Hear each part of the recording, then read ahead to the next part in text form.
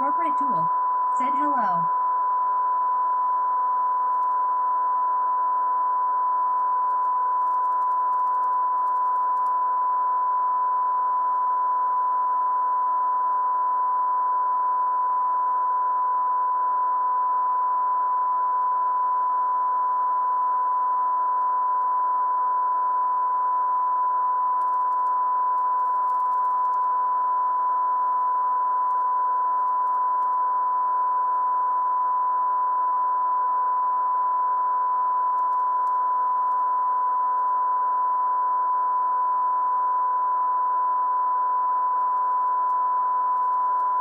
You hear that? That's timecode audio.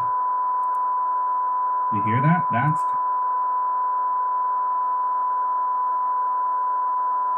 Okay. Let's start. I'm going to take you guys off the timecode audio. And wish there was a way... For whatever reason, putting this into 1280 by 720 does not work with the external monitor, and I'm not sure why.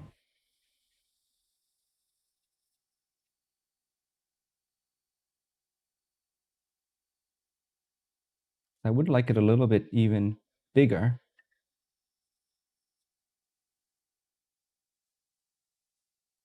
Yes, but that is not alive. That's dead. Can't see nothing. All right. 1080p it is.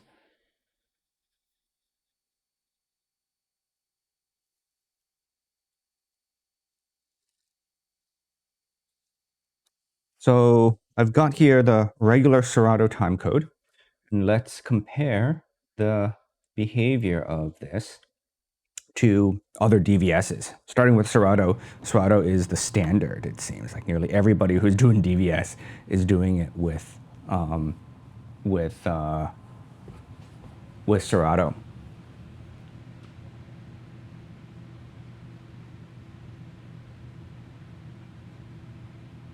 Okay, so it's a little bit fuzzy, but the key things are viewable.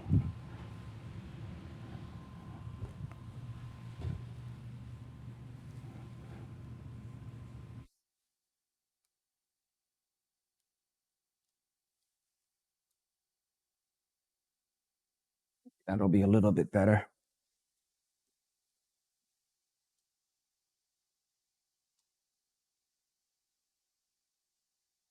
All right. So in Serato, the configuration of DVS is fairly manual and straightforward. You've got audio coming in, and when you see the audios coming in, you have these circles that represent the distortion of the DVS. You want these to be the proportions here to be perfectly circular, and you can change them by moving these indicators yourself until you get the proportions you want. So you kind of look at the grid marks and make sure the top and bottom, the left and right are symmetrical.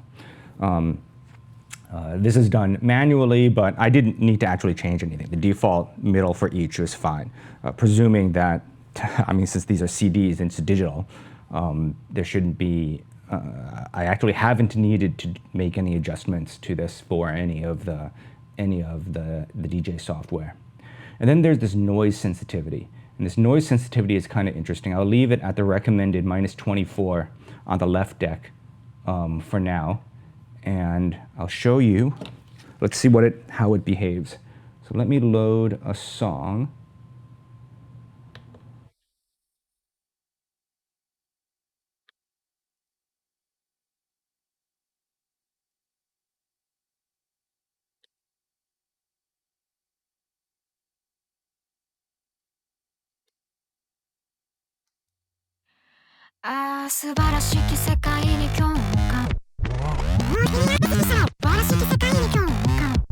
I have control, right? So no problem.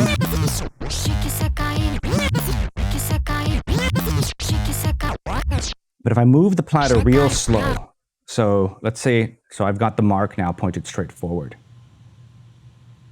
Notice I'm moving the platter but you don't hear anything. So I'm moving below the threshold. And so the needle will drift if I move too slow. And that behavior is related to this noise sensitivity. And so there's no perfect solution. So let's say I set it to 46. Right now,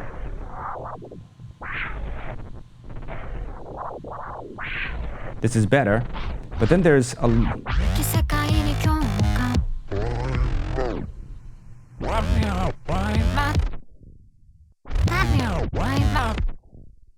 What you might notice is this bar here indicates whether the needle's moving or not.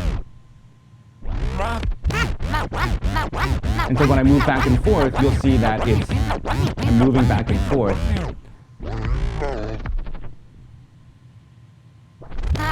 But if I gradually slow down, you'll see that the indicator keeps moving.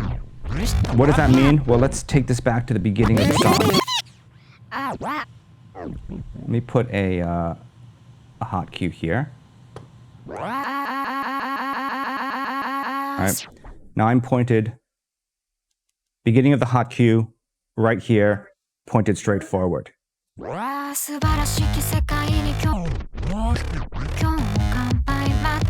Then I...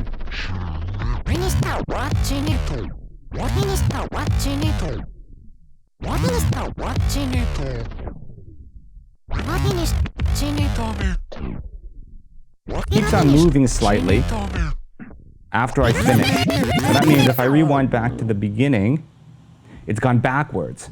So now I'm at where the hot cue is, and when I first set the point, the needle was pointed straight forward. Now the needle is pointed that way.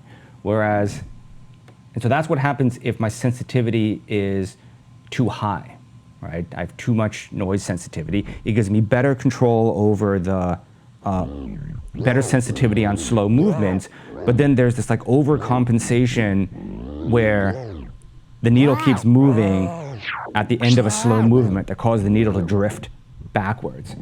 If I go back to minus 24, which was the recommended amount, let's do that again. Needle's pointed straight forward. I've come here.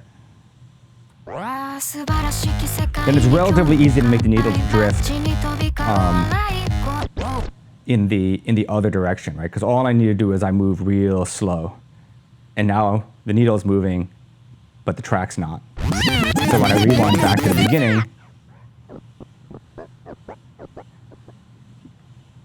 I'm at the beginning of the track here, but the needle's drifted forward now and pointed this way. So essentially, if I have too little sensitivity, then it doesn't detect small moves and the needle drifts forward. If I have too much sensitivity, then the needle like keeps moving even after I stop, and the needle drifts backwards. Both issues have to do with moving slowly. So a confident confident manipulation of the platter, you have lots of leeway. But if you're not confident and you tend to slow down, and I'm not confident because I'm a newbie, as I slow down or speed up, as I reach a point where I'm going to manipulate the platter, I tend to slow down, especially when I'm scratching, and that causes the needle to drift. So if I head over to a scratch sample. Comrade, Kontrol 1 Freak has invaded the chat. Let's pick up the Kontrol 1 Freak. scratch sample. Freakasm. Let's go scratch sample here.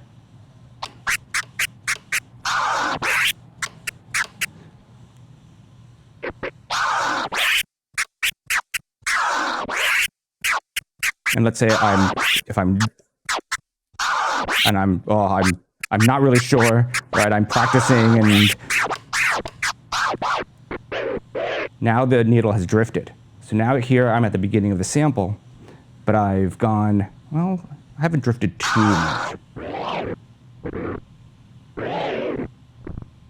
All right, now I've lost some slow moves, right? So now I'm at the beginning here, and I've drifted way. I'm way at before the beginning of the sample, the needle is pointed straight up compared to where I started. So if I move confidently like I did at the beginning, now there's not too much drift. But if I make not confident movements, then this sensitivity, like in Serato, really makes a difference. And it's possible to drift in both directions, which is kind of interesting. The other thing that I didn't realize was a thing, but turns out that Serato and Rekordbox do really well, is tempo changes. Oh, yeah. So let me go back to actual music instead of these samples.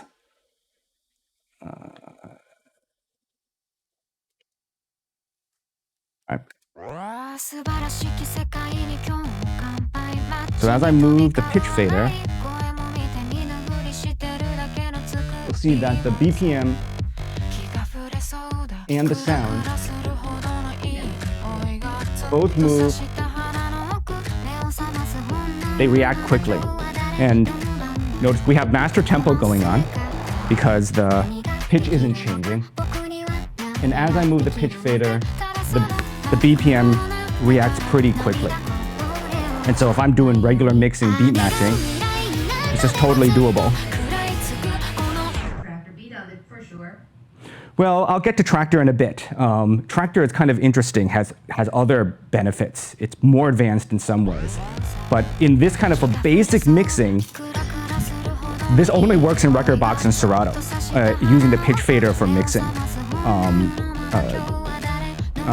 It doesn't work as well in Traktor, and in VirtualDJ we'll see that it's terrible. It doesn't work at all. But this turned out to be one big difference that I didn't expect the different packages to be so different. So the two things that I really noticed, right, the big differences between the software packages, the way they handle tempo changes, and the way they handle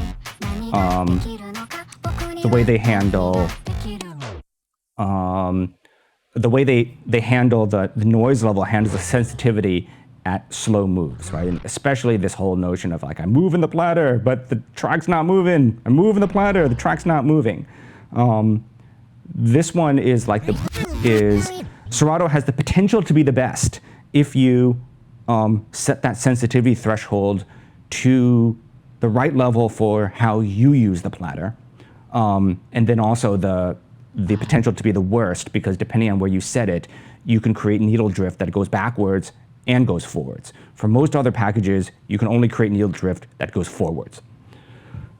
Okay, so that's Serato. You can think about that for a moment. Now I'm gonna switch over to Traktor.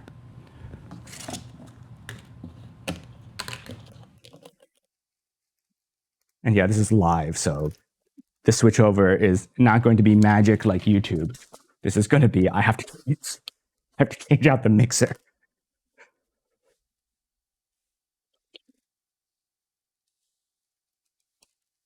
So I need to make a little bit more room here. And turn off the mixer. Unplug all stuff.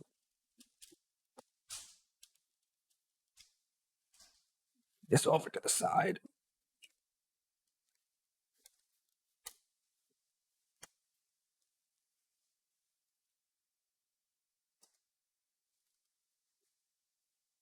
What's going on here? There we go. So let's get that over, and I got the used S8. S8s are losing their value. I guess they're just a little too weird for most people, but means that I was able to find a pretty good deal for a used one that needed some repairs. I had to fix a broken encoder knob.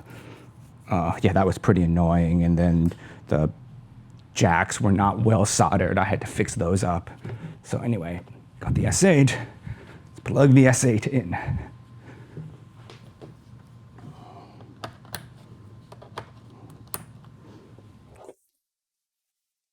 C, USB. I'm not even going to bother putting the booth. I don't even have the booth plugged in, so I don't get feedback.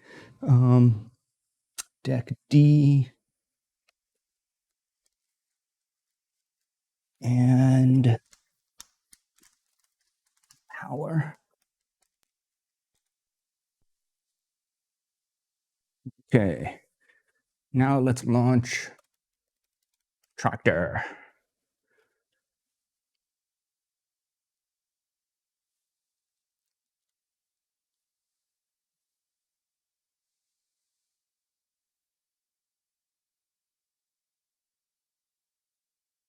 So I'm going to make an adjustment to Traktor, which is a kind of a spoiler. I want to put one configuration back to default.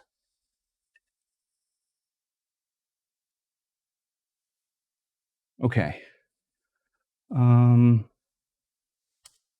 Whoops. That, of course, is Serato timecode. So let me grab the Traktor timecode.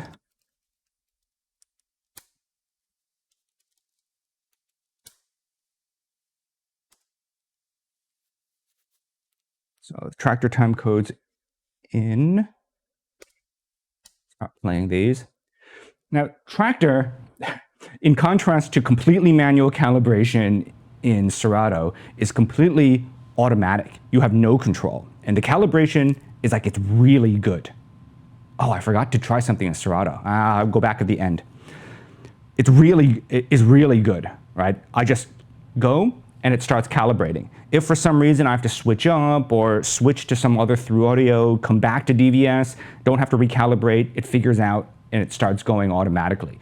Traktor figures out when it needs to calibrate and it starts calibrating, and it shows the calibration chart right here in the decks. And I don't need to think about it. I don't need to drag the slider to control the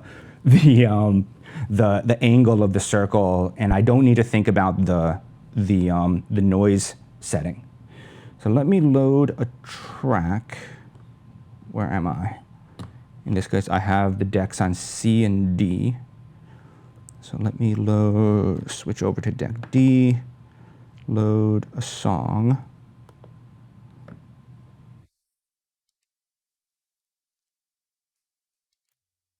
So load the same song, and plug my headphones in because I set up a new deck.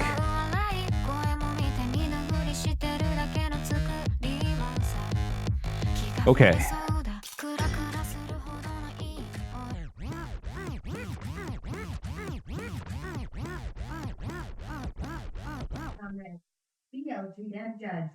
And let's see, audio setup. So the buffer size is also set to 128, same as Serato. I think this is fine. Maybe Serato was a little bit faster, but not noticeably, not in a manner that would make it hard to scratch. Let me just double check that before I get on to that.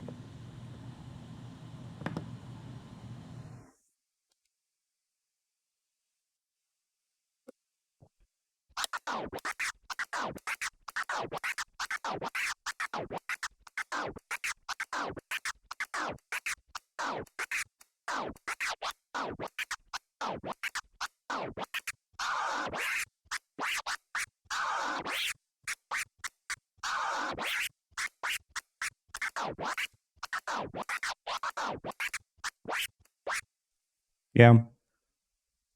Maybe it's a little bit less responsive, but not by a significant degree, and I could easily be wrong.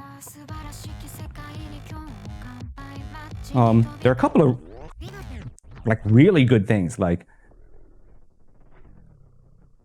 I can get real slow, and I have to be very slow before Traktor loses the signal. And then the other interesting thing that Traktor does is, in Serato, you have to choose between relative and absolute mode, right? In absolute mode, when you're at 1 minute in the time code, it'll make you go 1 minute in the track. Hot cues don't work in that mode, right? It's the true vinyl emulation. When you're in relative mode, only the relative changes matter. Those two modes are completely separate. In Traktor, you don't control relative versus, or you can control relative versus absolute mode, but it has something interesting that it does in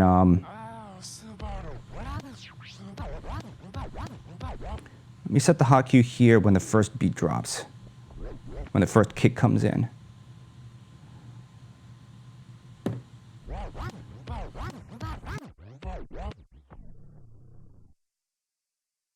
And now I'm moving real slow now. And in theory, I'm losing, actually, sorry. I've got to put the needle forward. Needle's pointed forward, move the hot cue. So now the needle's forward on that first kick. And then I let it go for a bit, right? And then I make a slow move, right? I'm going to move real slow so you can see that the platter's moving. This is actually pretty hard. But the track's not moving.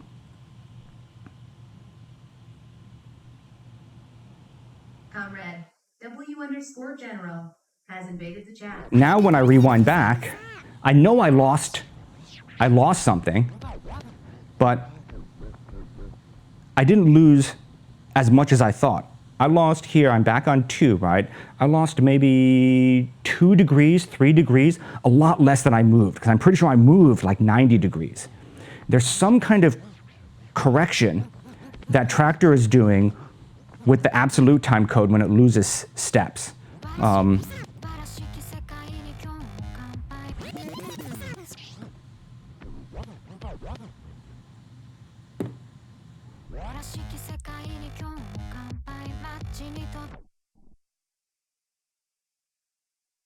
Right, so the needle's moving on the disc, but it's not moving in the track.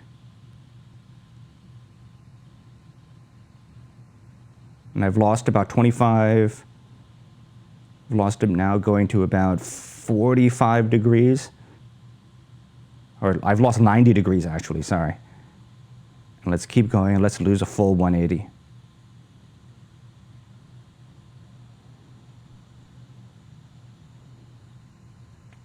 All right, so I've lost about 180 degrees there. But when I come back, I haven't lost anything. It's pointed straight forward. Actually, I didn't lose anything this time.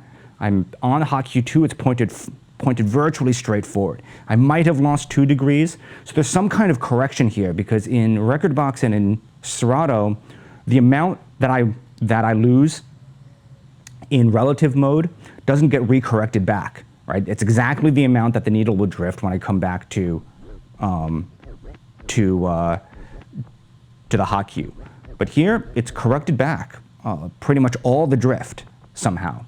And so that's, when it comes to like what the algorithms that Traktor can do with the time code, it's like way more advanced. It's like I don't have to mess with the calibration, I don't have to touch anything, it figures out when it needs to calibrate on its own, it automatically corrects for drift, and it's very sensitive at the low end without creating the same drawbacks as setting the noise sensitivity too high. You can't make Traktor drift in the other direction the way that you can in Serato. And so the way that this handles vinyl is it's just algorithmically much more advanced than what anyone else is doing. Which isn't to say that it's perfect. I don't know if you can see the number. Let me, can I adjust this so that you can see the BPM? Let me make deck D not a stem deck. All right, that didn't change the size of the BPM display.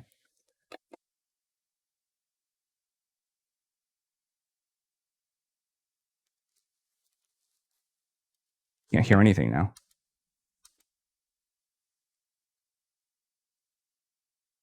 Because it unloaded the, oh, I see. It's because I'm not sure that I have any.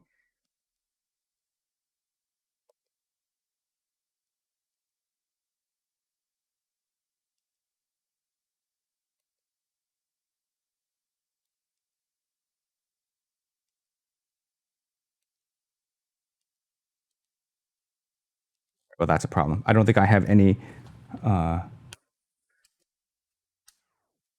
stems, track decks. BPM grid. see if you guys can you see? You can. Okay, good. Right. So you see this like 169.99 here, kind of little fuzzy. You might have to raise the.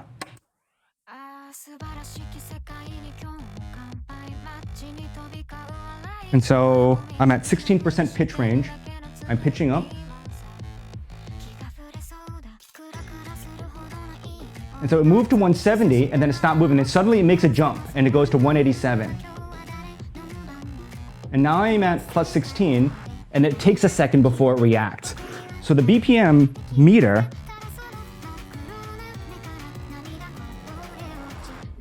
does not react super fast. But yes, and then this one is harder for me because, again, I'm not a great DJ. You can, yeah, and so you listen to this, and the real test though is not so much reading the display, but really is the pitch actually changing? And it is changing. And the reason why I say is the pitch really changing is because there's some wobble in vinyl. It seems like most of these DVS tools have some kind of smoothing so that any distortion that comes from the vinyl, again, I'm not reading these discs, right? This is really a CDJ, gets smoothed out. Now in people have noticed this, and in Traktor, it turns out that there is a control option for this. And by default, this top row indicator here is set to stable BPM, and there's an indicator somewhere in the middle row that I don't even know where it is. It's not being displayed in this mode, called stable tempo. And stable BPM is supposedly designed for DVS. And what it does is it smooths out the BPM. But it must be designed for DVS for people who aren't beat matching, because Traktor's whole thing is like, especially like the S8. The S8, right, is like a sync. It's a sync remix machine. It's got all these extra knobs and stuff for you to do your live remixes, assuming that you've prepared all your tracks and are using sync for everything. But you can change this from stable BPM, which is the default, to BPM, which DVS people on the forums have been, apparently there's some controversy, of course, from years ago, right? And now that I've changed it to stable, it does move faster. So let's take it back down to 170.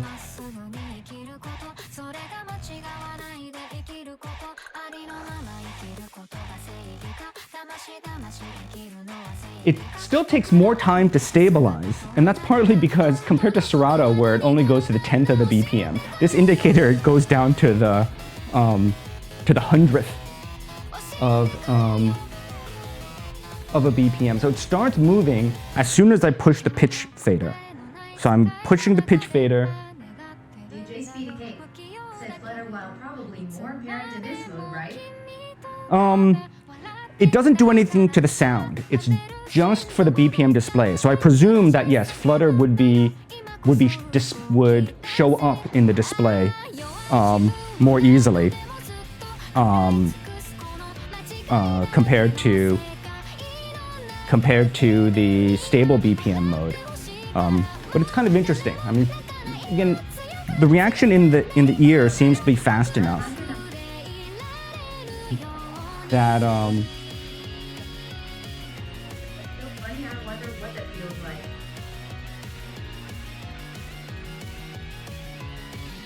yeah, so it's faster, but not exactly fast. Instead of being lagged. I'm throwing one free. Said I have to try this on my turntables now WCS. So that's interesting. So let's see, what did I cover? I covered the slow speed sensitivity and the tempo. Those are the two main differences, right? But wow, I mean, I just love. Under 970. Said right? I love just the basics of the Traktor algorithms in tracking are so much better. Said I imagine it doesn't show up on Yes, I mean, there can be flutter because the speed of the SL-DZ1200 is read off of the encoder. But I mean, it's a motorized CDJ. Let's see. Okay, I covered that. And then this test almost isn't worth doing, but I will try it anyway. Because Traktor, the slow speed sensitivity is really good without sacrificing anything, without sacrificing any needle drift going in the other direction, like in Serato. But what I did is I looked at the DVS audio files, and the signal strength on these is only at about -6 dB, except for Traktor, whose signal strength is really low. The signal strength on Traktor is somewhere like -10, -12 dB, which is interesting because Traktor performs the best. It has the most sensitivity, and its control signal has the lowest levels. But I edited all the DVS audio and boosted the signal level a little bit. So I took this Traktor DVS from its default, right, -8, -10 dB up to -4 dB. I'm curious to see if there's any difference. And that I burned to a CD because burning these SD cards for this thing are a super pain in the butt.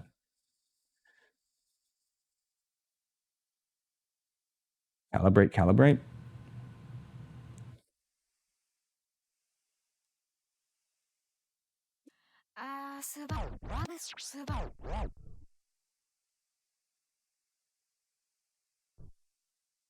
And there's no real difference.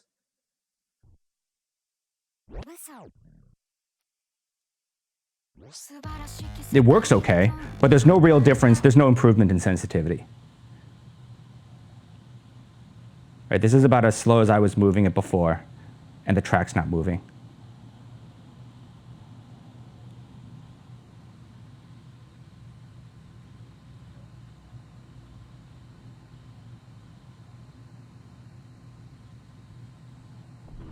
Okay. Not that it matters for Traktor, because Traktor sensitivity is really good. The way it corrects for drift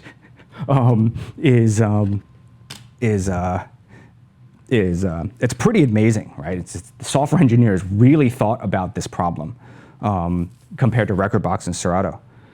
So that's it for Traktor. The answer is then for these boosted audio is that boosting the levels of the signal does not make it any more sensitive. All right, that's it for Traktor. I'm gonna have to do the boosted signal strength test for Serato again because I forgot before I unplugged it. But now it's time for a wardrobe change. So I gotta swap this out. All right, I gotta clear this table here.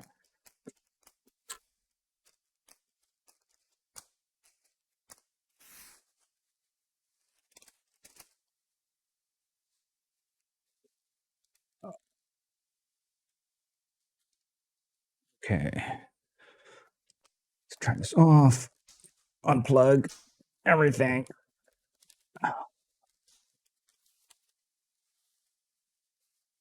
DJ Speedy Cake. Then I remember Traktor once talked about compared to Serato since their frequency of the time code transients is double, saying they have better low speed resolution.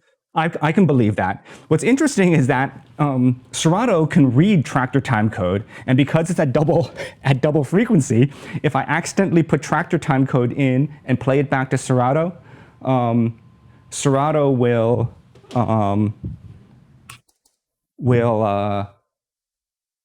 play it back at double speed. All right. Use DDJ1000. Now, sadly, it's used, but it was not that marked down. So I can't say that DDJ1000s are a great deal on the internet right now compared to like the used S8s. And then I need something else.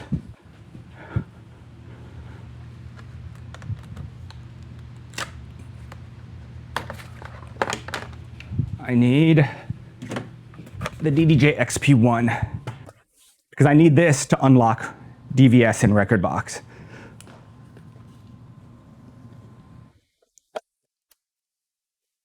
Right. So let's plug this guy in. Plug in the USB. Power. Plug in. Set these to line. Left deck. Although I haven't been using, or the right deck. I haven't been using the right deck. DJ 6 licensing is ridiculous and convoluted. Yes. I mean, by whatever random luck, I mean, what it does is the DDJ XP1, or particularly the XP2, ends up being like the ultimate unlock box.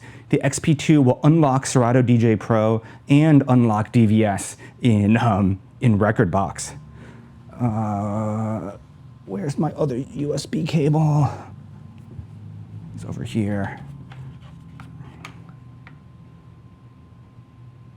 So I gotta plug that in. Let's turn these on. Where is my Rekordbox time code? It's here.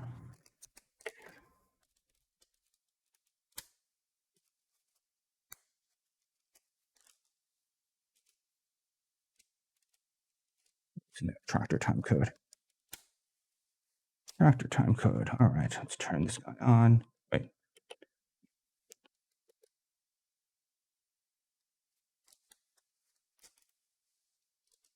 Oh. Something got unplugged. Oh yeah, something got unplugged.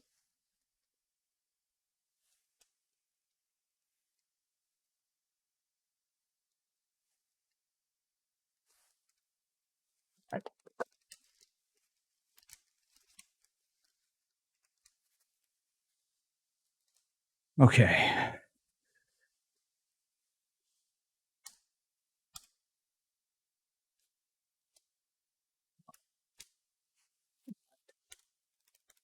Launch Rekordbox.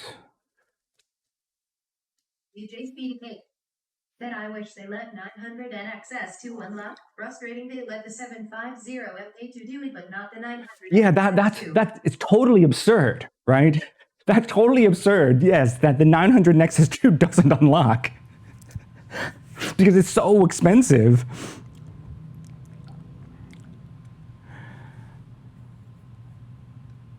Kontrol 1 Freak said how the 900 NXS2 is a grand more LMFA. Oh, whoa, whoa, whoa, whoa. Yes, and at least software-wise, you get less. Okay, let's switch deck 3 and 4 and switch to relative mode and rel. I always did wonder why the int and rel, this int button here on the XP1 was so prominent. It's like, what does int do? Said easy. They're trying to get 900 NXS2 owners upgraded to V10. V10.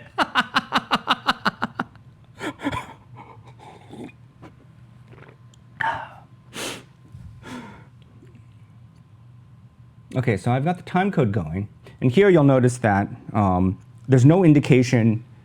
It worked. I mean, Rekordbox really feels like a clone of Serato. There's no indication. Let me switch this to just 2 decks, right, to just deck 3 and 4. Sadly, it does not. The UI does not get any bigger. But there's no indication, right? It's just like Serato in that there's no indication that it's seeing timecode or anything. I have to go into the settings and then head into DVS. And why am I only getting timecode? Okay, here we go. Now I've got the timecode. Now here, it's kind of interesting that there's a bunch of now kind of auto features. So I can click auto, and then I can do auto calibration. So compared to Serato, I can hit start and calibrate the waveform shape automatically, and then I'll hit start and it'll calibrate the noise level automatically. Unlike Traktor, I have to push these buttons. It doesn't just happen when it detects timecode. And very similar to Serato, the LR and PA balance are pretty much in the middle, and it's by default set the noise level to the maximum noise rejection, right? So the threshold is set very low. Headphones.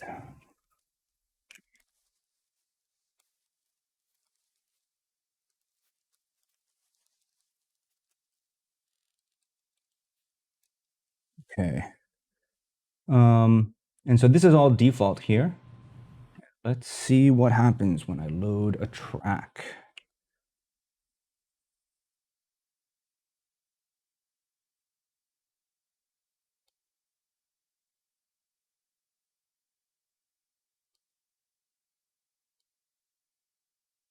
Load the same track. Oh, whoops, that's deck 1.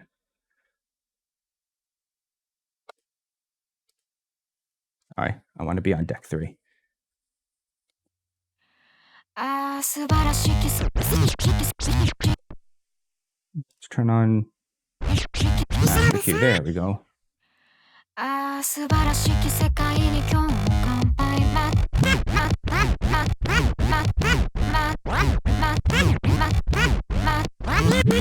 See the lag? I think it's okay. This could just be my imagination. What is my... Set this down to 128 samples. Same as I did for the rest.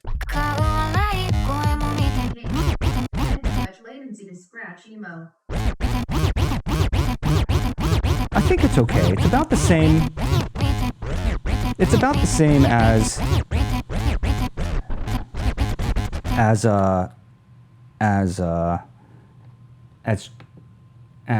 Traktor. It might just be my imagination that Serato is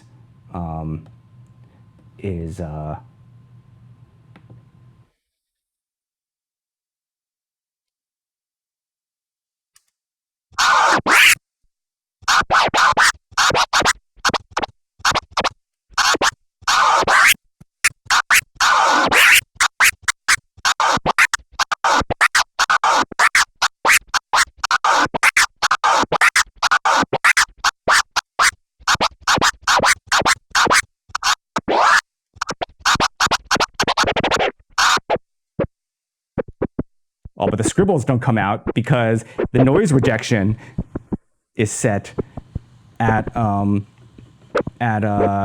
low threshold. So many of these slow moves don't come out. So I think the latency is comparable.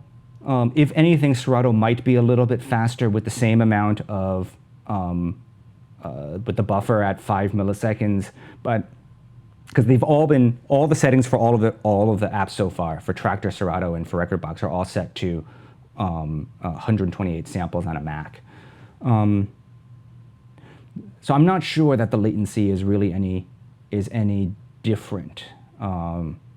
It might just be my imagination. All right, so let's set. It's really hard at this level.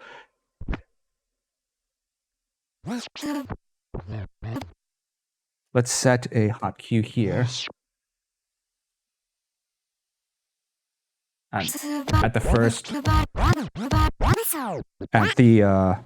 when the first kick comes in. All right, and yeah, so I can be moving pretty fast, and the track's not moving. And then when I rewind back, I'm way back here, right? So there's no compensation like in Traktor. The amount that I lose is not recompensated. And at this low level of sensitivity, or with low sensitivity rather, yes, with high noise rejection, I'm moving pretty fast and nothing's happening. So now let me turn the noise level down all the way to the least amount of noise rejection.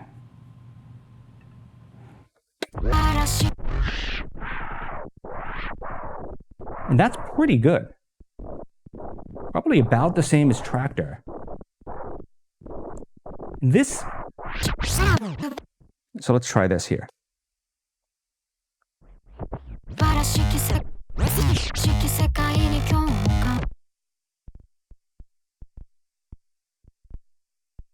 All right, so it's still possible to lose, but I have to go real slow now.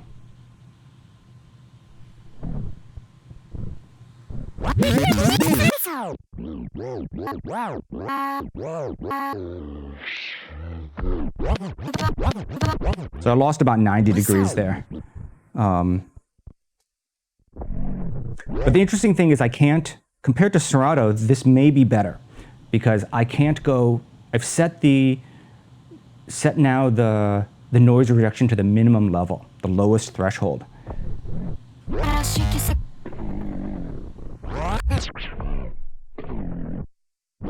And when I make these slow moves, it doesn't keep going.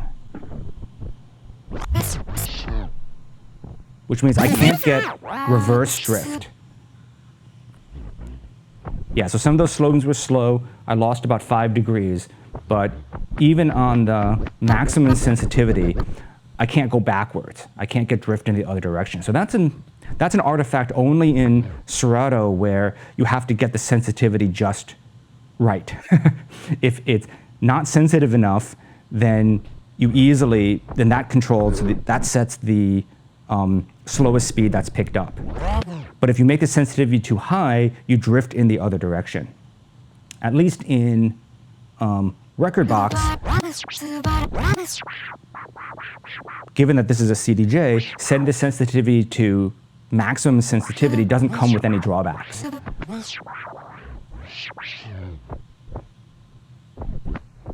I won't accidentally drift in the wrong direction.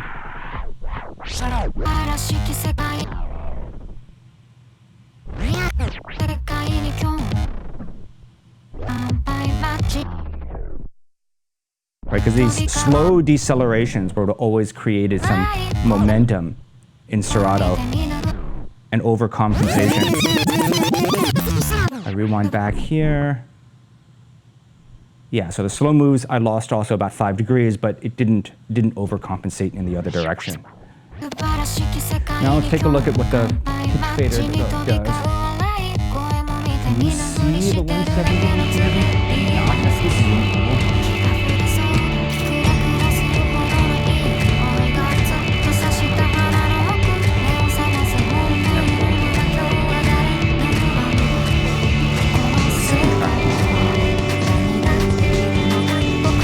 Second track loaded. Must have hit the button instead, but alright, let me stop that deck.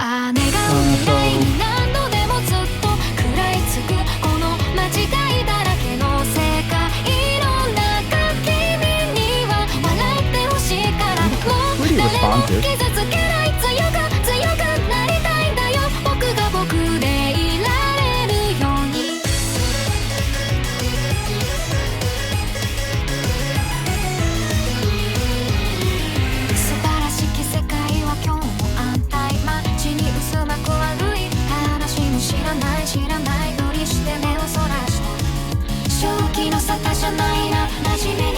I think Serato is faster than this. It settles faster. Alright, so if I push up,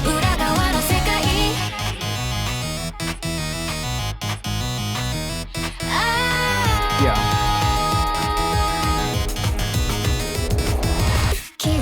Serato's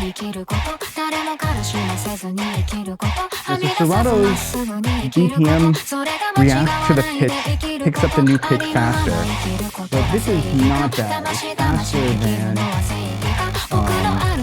Traktor and the sound is totally normal, or totally normal in that it reacts right away.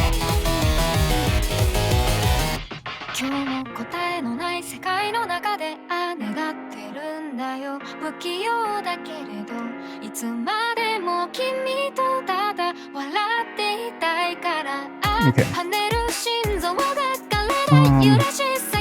Last thing I want to try before switching software is, does playing the boosted signal make any difference?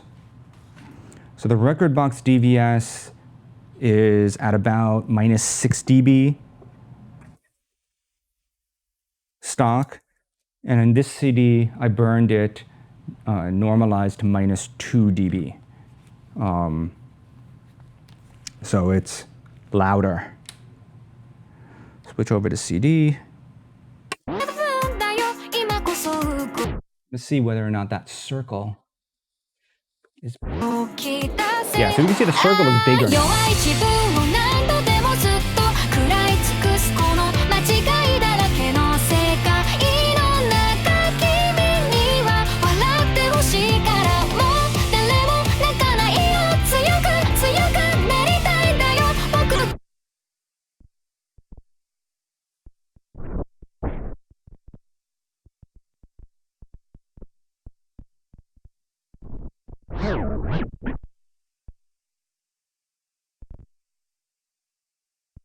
Is the slow speed sensitivity any better? I don't think so. I think it's still about the same.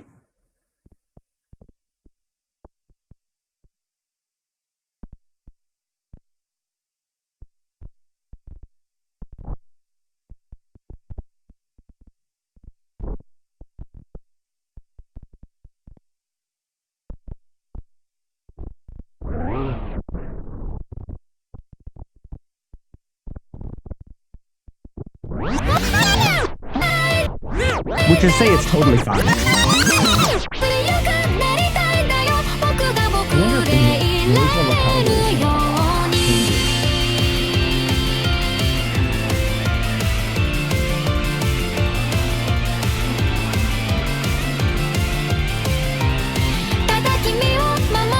can try that, because we can listen to the...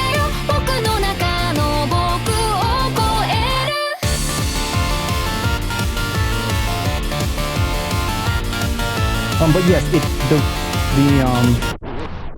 certainly doesn't go much louder. So let's see, let's listen to that. Switch over the line. There we go. You guys can hear that now, right? Yes.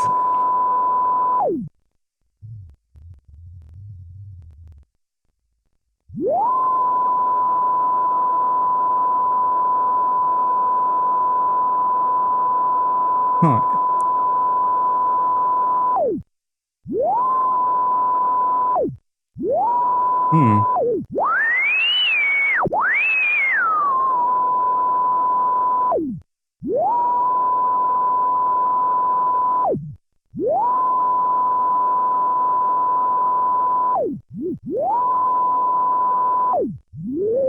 I would be surprised if there were a limiter in it, but it isn't.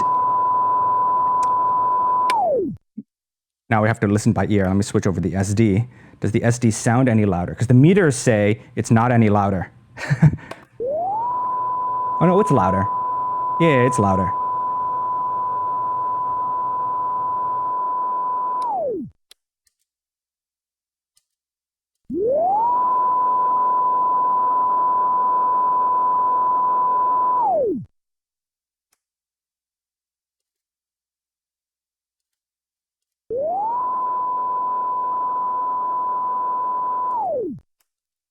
One pair of bars louder.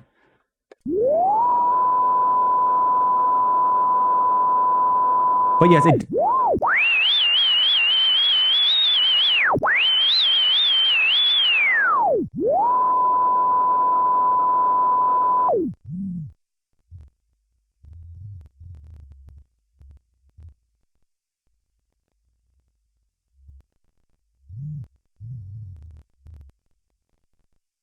Maybe the minimum speed might be a limitation of the DZ.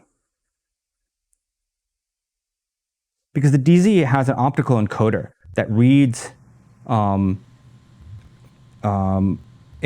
plastic sheet that has markings on it. So there must be a minimum speed at which that isn't picked up.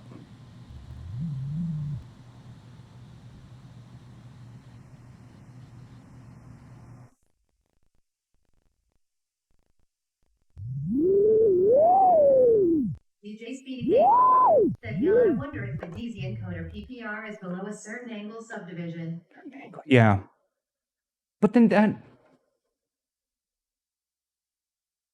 it can't be entirely with the DZ, otherwise Traktor wouldn't be able to correct it back with the absolute time code.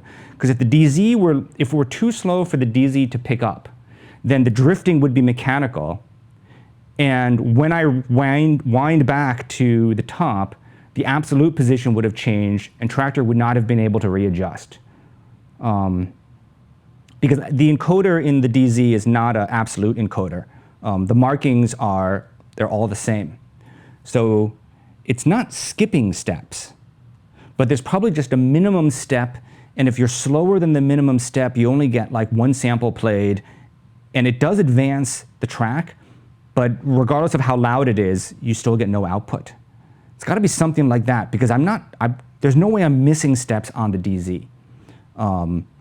Otherwise, the absolute positioning would be changing. And I did test earlier when I'm in absolute mode. DJ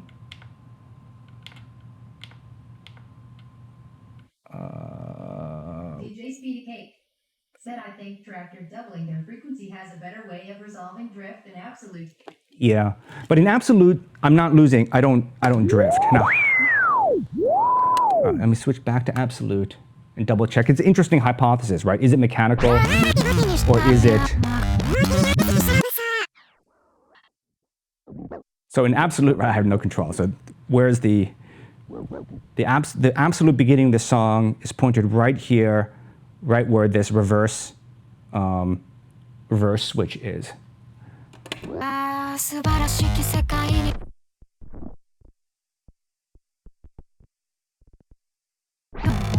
Yeah, so there's a jump. So the DZ is picking up this change, but whatever it's playing is not loud enough for Rekordbox to pick up. And then when I let go, there's a time jump.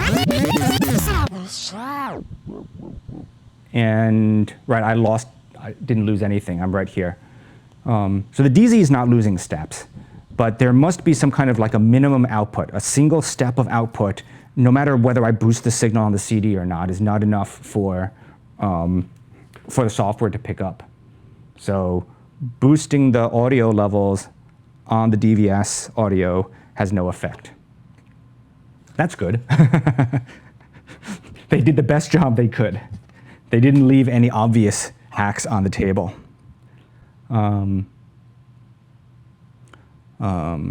yeah, the DZ is not losing track. That's good.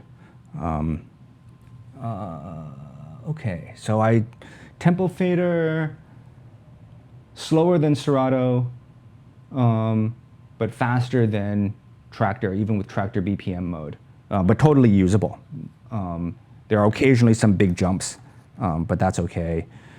Slow speed sensitivity is pretty good, and no drawbacks from putting it into maximum sensitivity mode. So now that's now the trade-off between Rekordbox and Serato is Serato, you have to get that sensitivity exactly right, otherwise you drift backwards, right? If it's too sensitive, you drift backwards. If it's not sensitive enough, you drift forwards.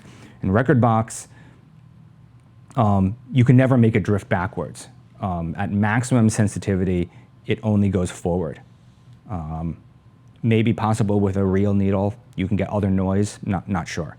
But at least with this setup, that I would say is better in Rekordbox, that behavior. The noise rejection is better in Rekordbox than in Serato. Like I can just set it and forget it. I want max sensitivity, I don't need to mess with it. Okay. Last, then the worst. So bad. It's, well, we'll see for yourself. Someone's gonna find this replay and then get mad at me. DJ Speed said listed base wireless time code device here.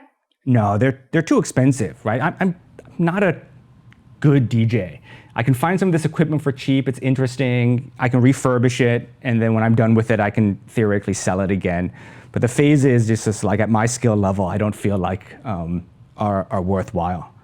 In some ways, like I find the gear more interesting, and the software. Why did I do this project? Part of the project is I wanted to get a chance to try all these different tools and all the different setups. So when I'm doing streams and people are having trouble with their tools, I can help them diagnose the problems with their setups. So if I have, because if we have an event with like 64 DJs, everyone's using something different.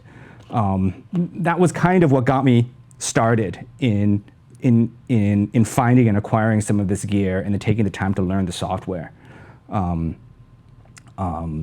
no, I haven't tried the phase. There's not a cheap market for semi-broken phases out there for me to snag one. All right, where are we? Virtual DJ.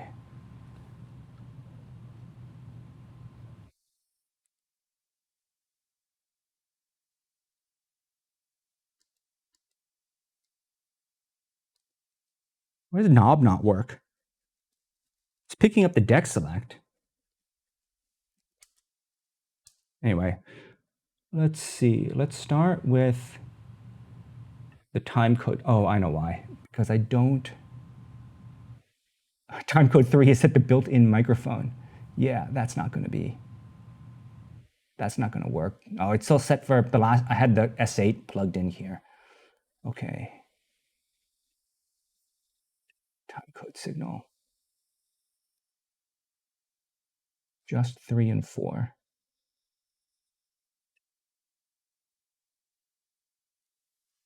DJ 1000. Said I've been wanting to add a phase to my live sound deployment. It's 400 wickets steeper than I want to pay, but has support for every time code signal and means less stage isolation tricks to keep needles on groove. Yes, yes.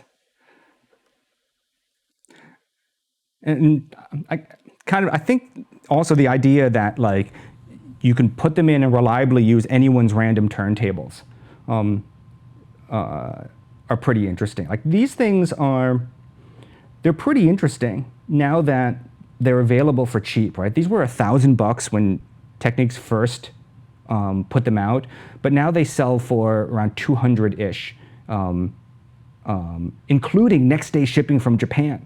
And so like for $191, I got this guy, which was a little bit, has one busted foot, right? No big deal. I ordered it on Sunday and it got here on Tuesday. That means that if you could actually go to Japan and get one of these, it'd probably be like $100 maybe. Cause air shipping something of this weight can't be cheap. All right, let's see here. So, all right, where's my time code?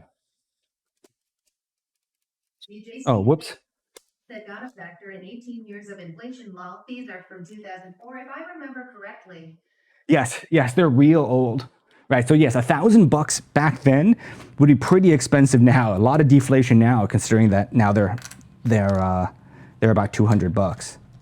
There's a small market for them. Like if I could go to Japan and bring back a bunch in luggage, I'm pretty sure I could do the mod and resell them.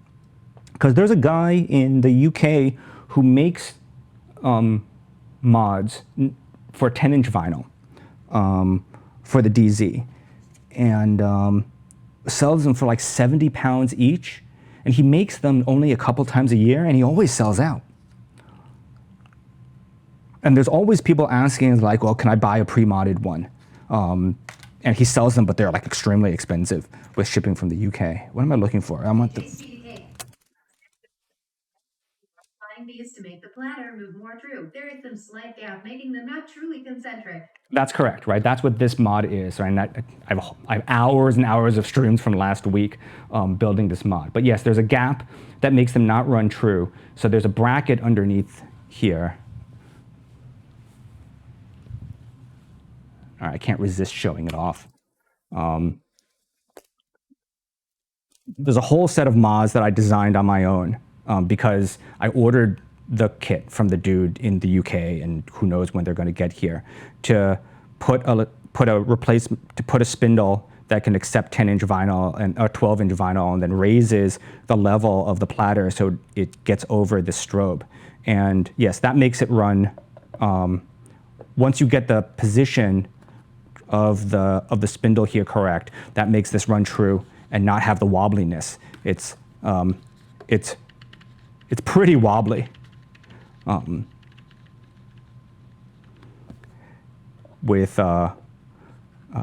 Without it. Okay, virtual DJ time code. Stick that in. And this one.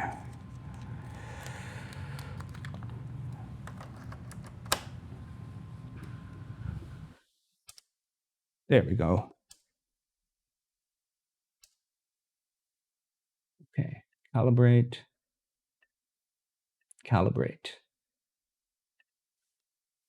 Okay, so those are calibrated now. Don't know why that's not working.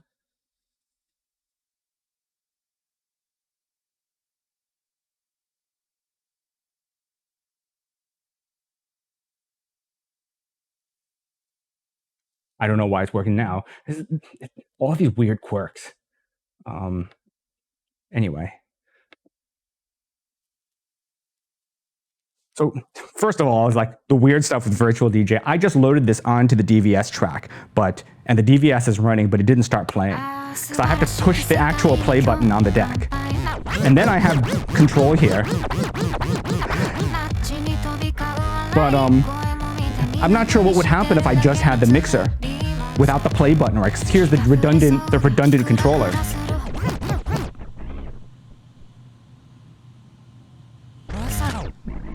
The sensitivity doesn't seem bad. Let me come back to the beginning here.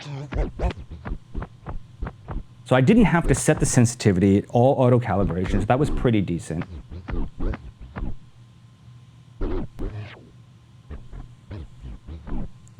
All right, and maybe I spoke too soon, all right? So here I am at that first kick. Hard. Latency is pretty good here. I'm actually not noticing much of a difference between the latency. I'm wondering, because you're looking at the latency based on the camera, because there's latency in my setup. That might not be an accurate representation. It's like the hot cue behavior in VirtualDJ. Slider's not moving. I hit the hot cue. Okay, sorry. So that's not ideal because I cannot use the hot cues to position the needle. I do remember this. I need an extension. It's called DVS cues. There's no way to make the hot cues behave like hot cues DVS. There's an extension for this.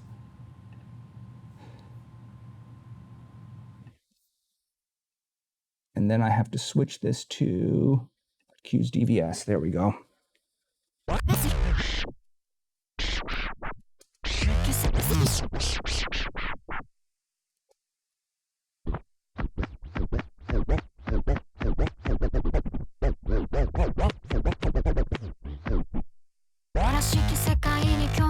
Yeah, then I can lose. So I'm losing steps. Let's lose about 90 degrees here.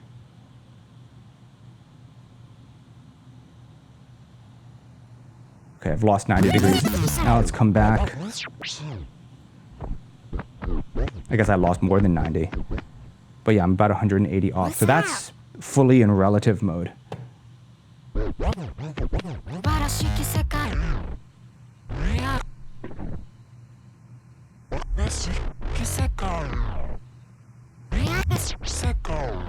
But there's no momentum in like Serato.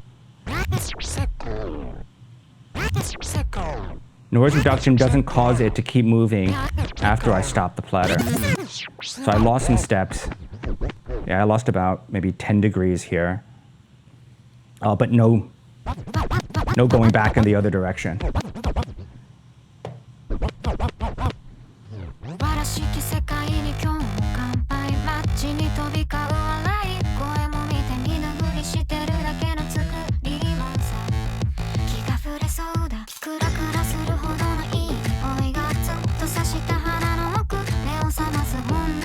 Slow moves are okay. It's a little laggy.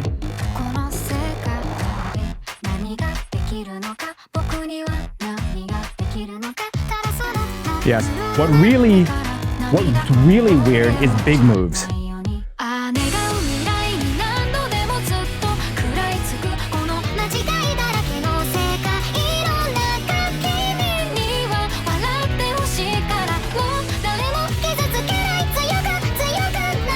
What's weird is the big moves, because the big moves, it's not just the BPM that's lagged, the change in sound is also lagged.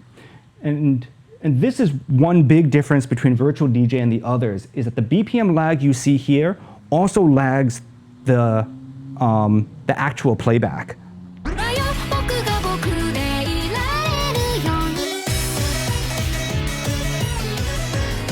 It's like it's not actually playing back according to the DVS audio. It's like the DVS audio is being used to update the BPM, and then the BPM is used to update the sound, but scrubbing is like a different path. Like it's not lagged for scratching, but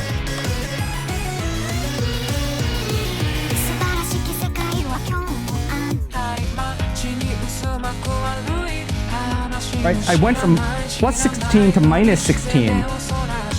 I went from plus 16 to minus 16, and from the pitch, it sounds like it did it in like 2 jumps or something. Let me try that again. I'm at minus 16 now.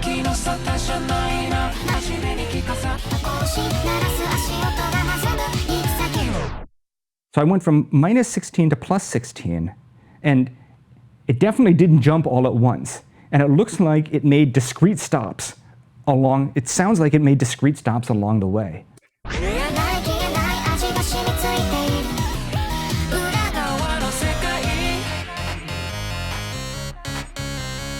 Minus 16 now. I'm gonna take it to plus 16.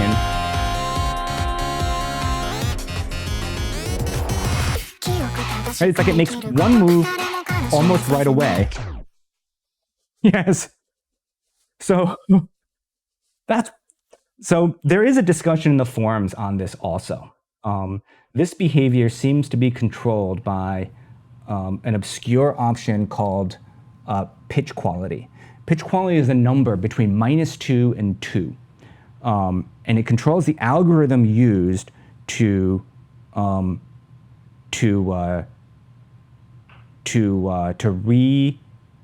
re-sample the audio at different speeds.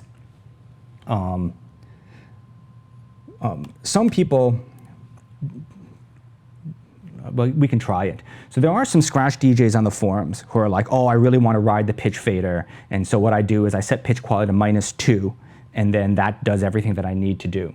Now, when pitch quality is at -2, master tempo doesn't work anymore. Master tempo doesn't work unless you're in quality like 2, 1, or 0.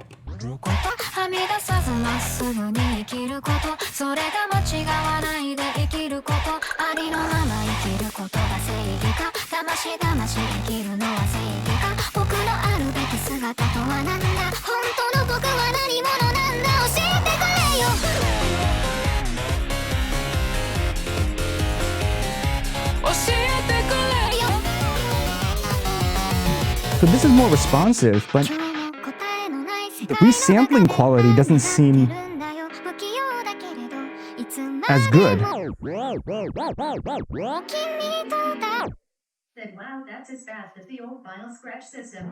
Yeah, so there are some like hardcore scratch DJs who are like, just love, like VirtualDJ is the best because when you set pitch quality to -2, then it really functions like vinyl. And who cares that you can't do, that master tempo doesn't work anymore.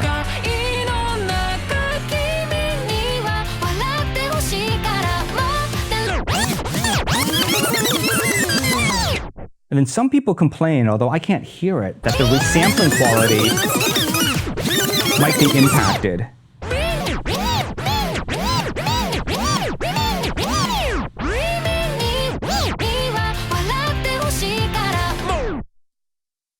I can't really tell because I don't usually scrub on this track, but let me try go back to the scratch sample.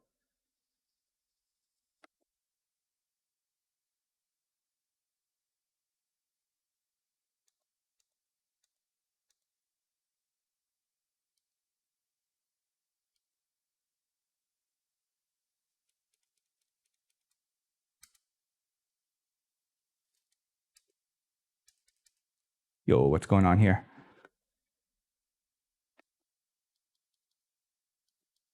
Why can't I load this track?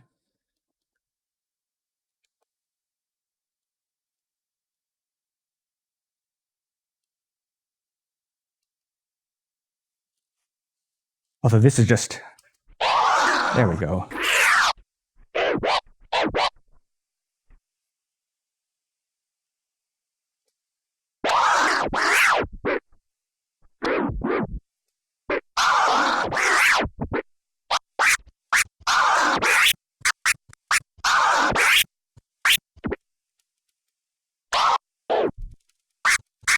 That crossfader not working.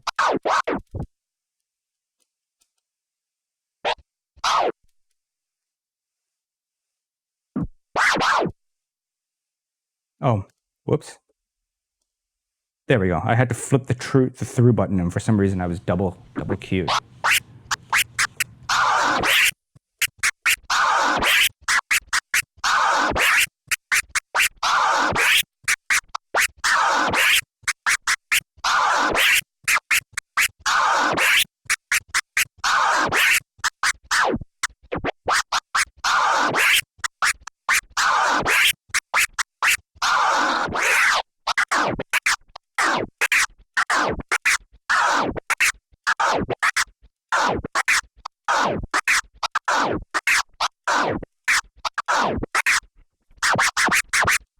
Seems okay. Doesn't sound weird and distorted. So that's interesting. So changing this mode to -2 makes this behave very vinyl-like. But then you lose master tempo, which is, I mean, I guess if you're old school mixing, that's fine. If you want to do beat matching and harmonic mixing, maybe that would be a challenge. Where are my songs again? How do I get back to? How was I? DJ Speedy Cake said turntablism doesn't really utilize master tempo. Yeah. But I guess, I mean, a lot of people who might have DVSs, right? The use case, one of the use cases, right, is not necessarily turntablism, but using these as controllers. So if you just have a mixer, and you get someone's old turntables as controllers, you're not really scratching, but using them as jogs. I guess without master tempo, you have to, if you're using vinyl, you have to think like vinyl.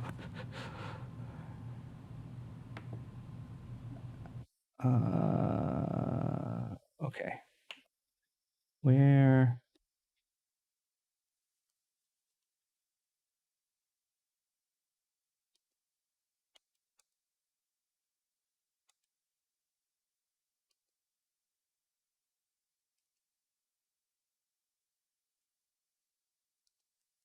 Back to Monster.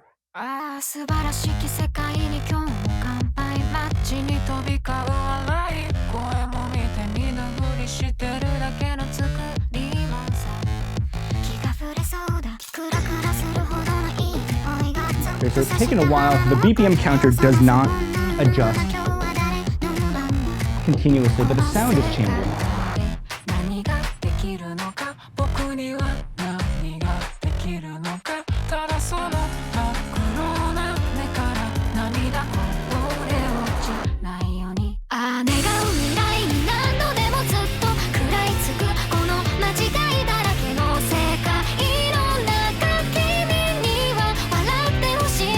Are there spots? Yeah. There's spots where I get artifacts when I'm moving through the time stretch.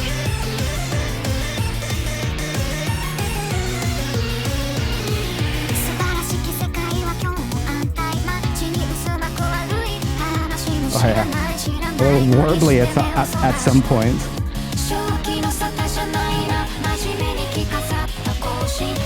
Let's see. Okay, so let's change this to -1. Mysterious. How does the -1 algorithm work?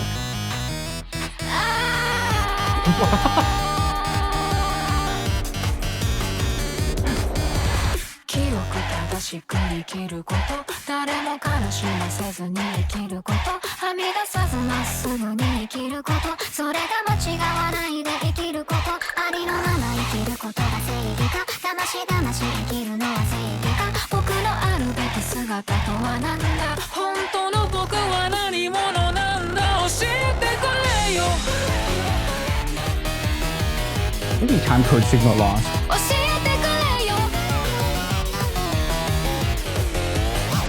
Totally working fine.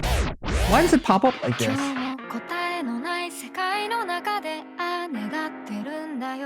No, I don't want to do calibration now. Maybe it's the other deck.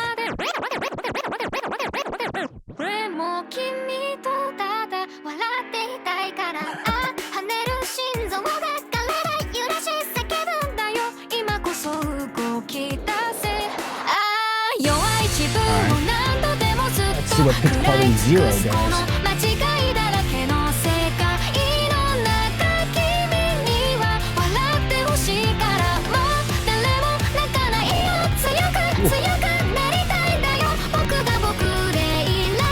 This one. Some flipping and crackling.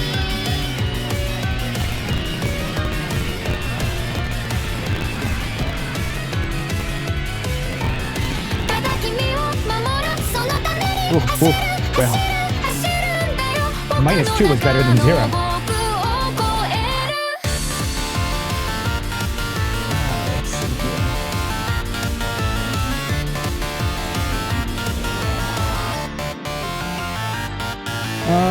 I don't think so.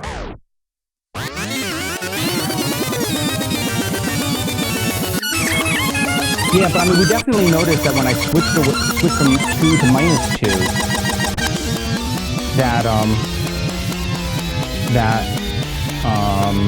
the master tempo went away. So now am I on 0 or am I on 1? Sorry. I'm on 1 now. So master temp, if the algorithm changed right away, master tempo should be back now.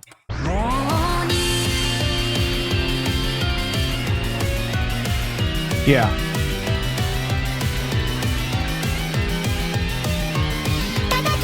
Oh wait.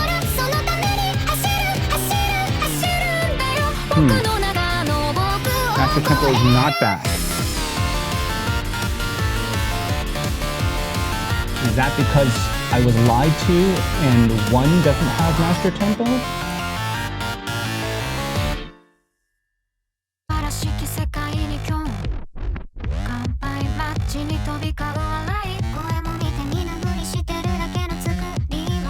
Hold on.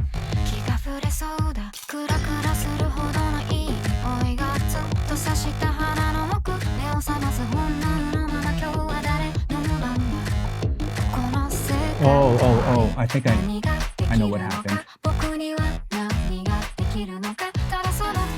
Alright, now master tempo is back. After I clicked MT, when I switched to -2, does it force master tempo to be turned on? Alright, right, now master tempo's gone when I switch from 2 to -2.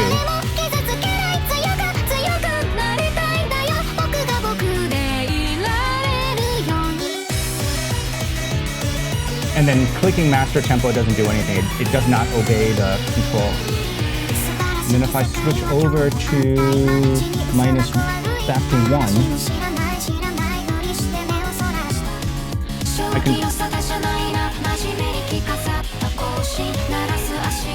Yeah, so it does change right away, but the changing might flip master tempo off.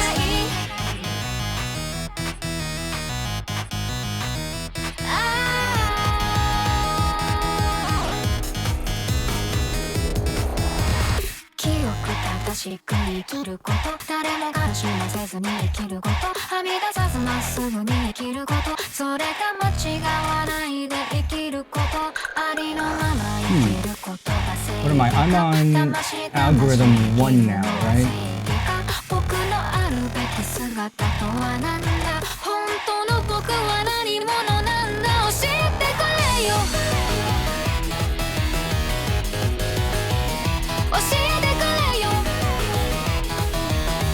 So reacting okay to modest changes.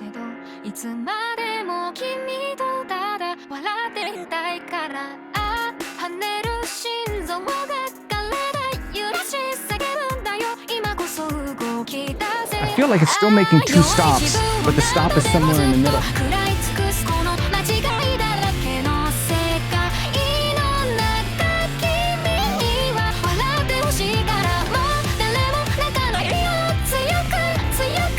Maybe it sounds like it loses master tempo for a moment and then catches up when I make a big jump. So I'm at -16 now. I'm going to go to +16.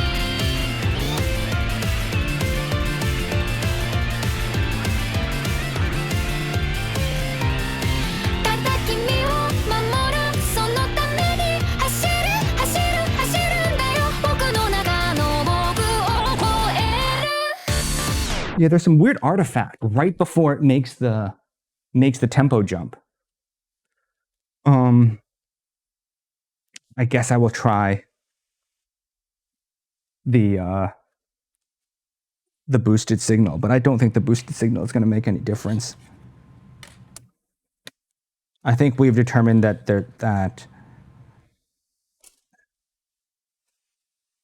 the minimum speed behavior might have to do with the encoder.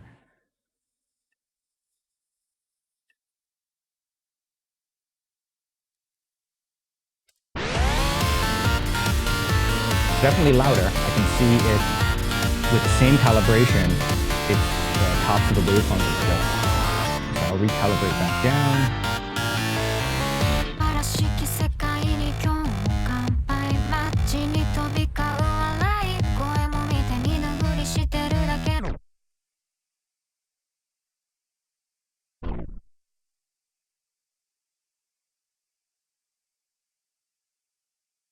This has got to be software behavior.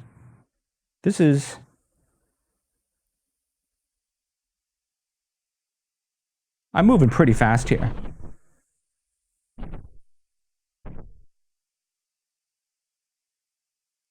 Faster than I was moving in Rekordbox and Traktor.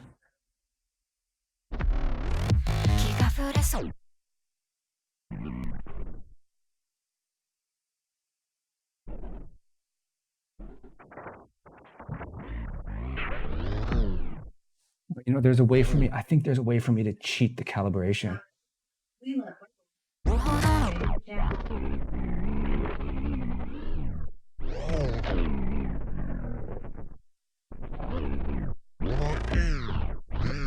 Alright, so I ran the calibration while running it slowly. So now we'll see that the waveforms are kind of clipped to the top because I've...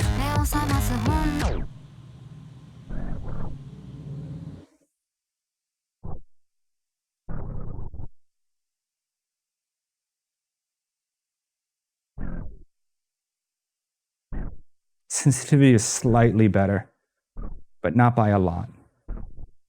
Moving at this speed, I still mostly don't get anything, but I do occasionally get a blip.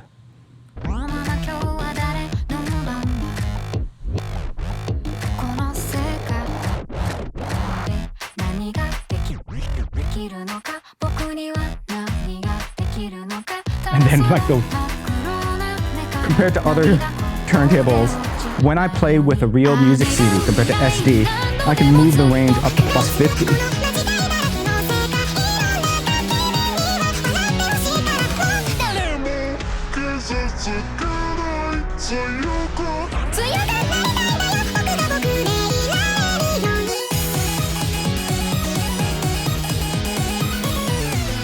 Okay, so cheating the calibration might give me a little bit more sensitivity, but this CD does not, but boosting the signal does not actually make any difference. Okay, I think that's the test. So what's the what's the conclusion? The conclusion is that they're all different.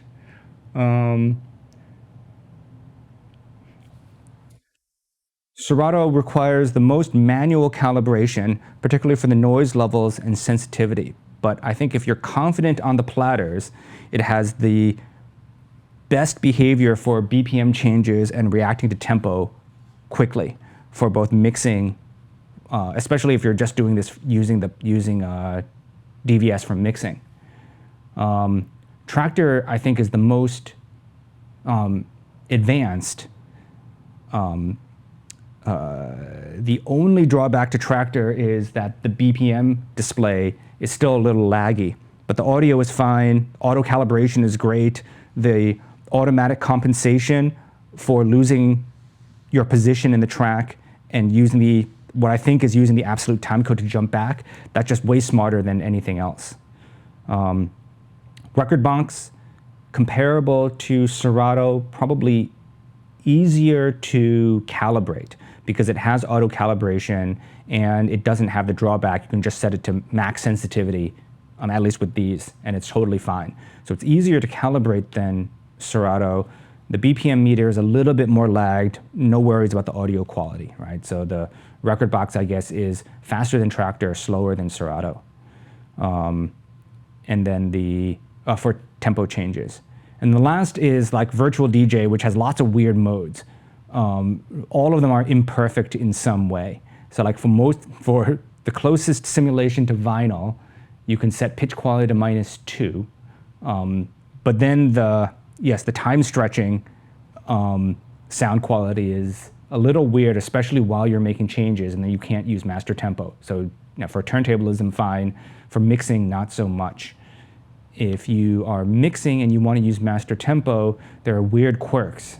If you're at pitch quality 2 or 1, not only is the BPM meter lagged, but the actual change of pitch is also lagged.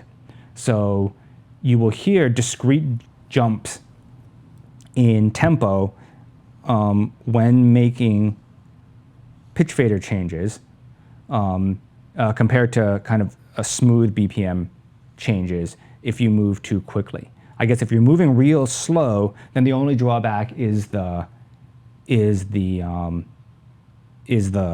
lag. It's really pretty interesting how they're so different for basic stuff. And the sensitivity of VirtualDJ, I guess, is not as good as Traktor. Probably since you can't tune it. Since I can't tune the noise rejection, it's better than Serato and Rekordbox when they're set to their least sensitive mode. But if you make Serato and Rekordbox and you max out their sensitivity, then VirtualDJ is not as good as that. And there isn't an adjustment. Is there some secret DVS adjustment?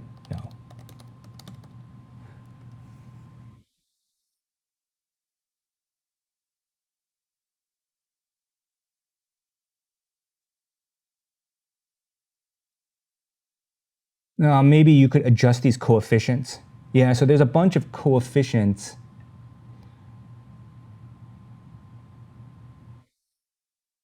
Oh, there is. Timecode silence. All right. Let me try this. There's a set of mysterious coefficients, timecode calibration volume, that are out to like whatever, 5 significant figures, so not sure what to do about those. But then there is this, timecode silence, level under which the timecode is considered stopped. Raise this value if you perform in very noisy or vibration full environment. Lower this value if you want to perform tricks that require very slow scratches.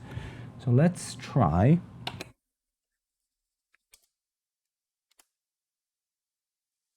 Lowering this to 0.1.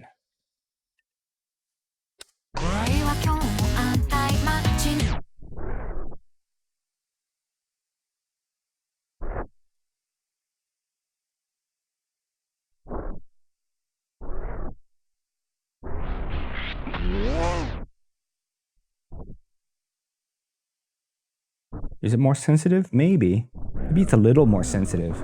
Could do the calibration again. No.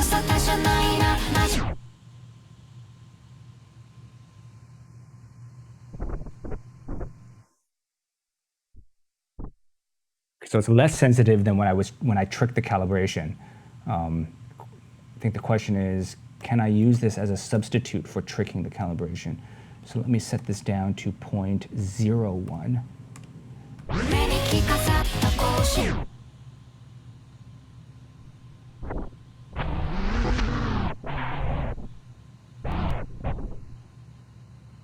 It doesn't seem to be actually more sensitive.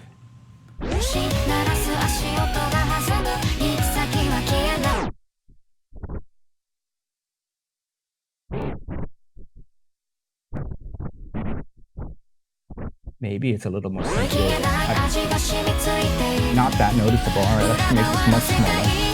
Set to 0.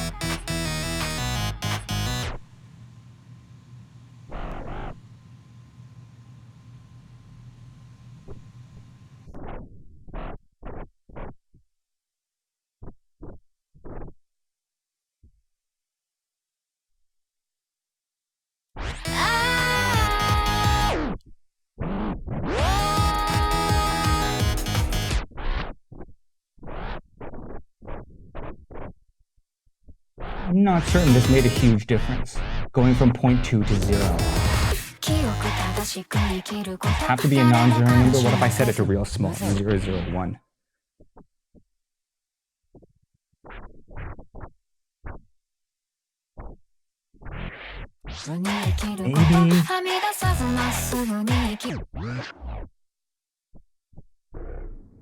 Maybe.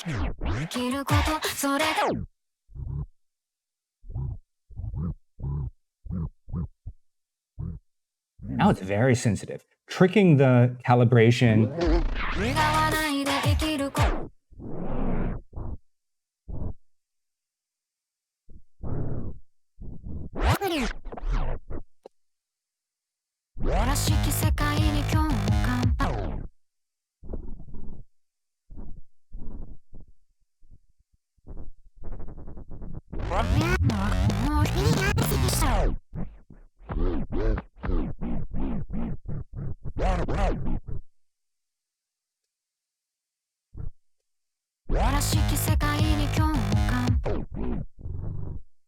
Setting that to 0 and tricking the calibration has made this very sensitive.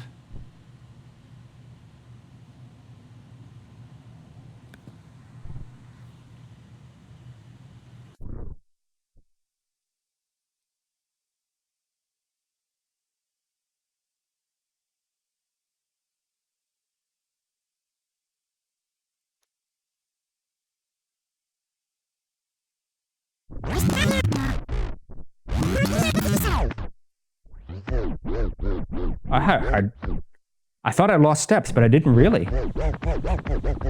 It's still right here.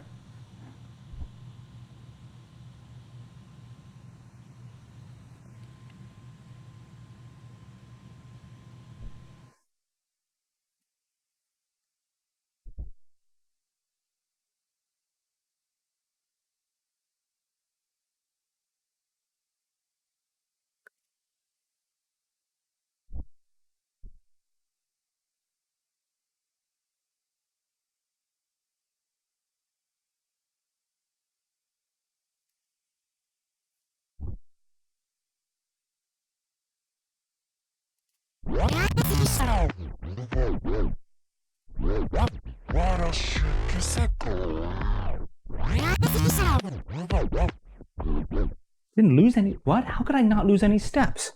I could have sworn. Wow.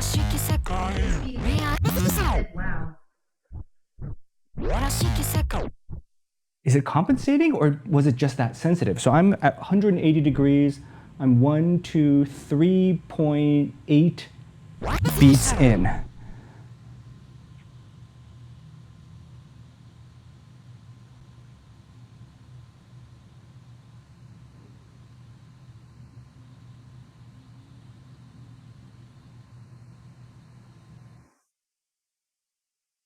No, it must be doing.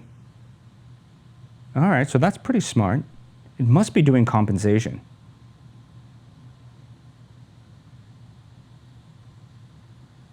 Or maybe this is too slow and it's not moving. All right, so I'm at 180 degrees. Normally 180 degrees would take me 3.8 beats in. Yeah, it did some kind of compensation.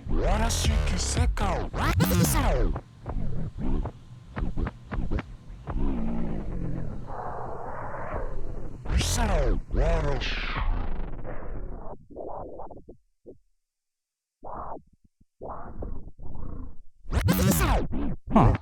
It must be doing some kind of compensation, but if it's doing that, why did it not do this when I was in...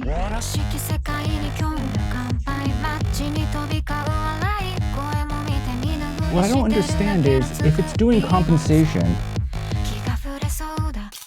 why did it not do that when I use normal calibration?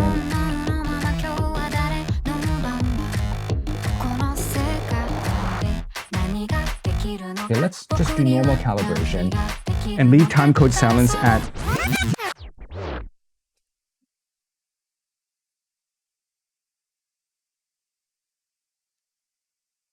0001. So I'm 90 degrees in now, and the on-screen needle has not moved.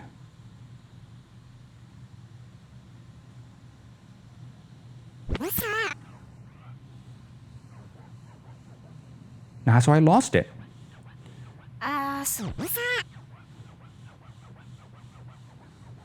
So it's not, what?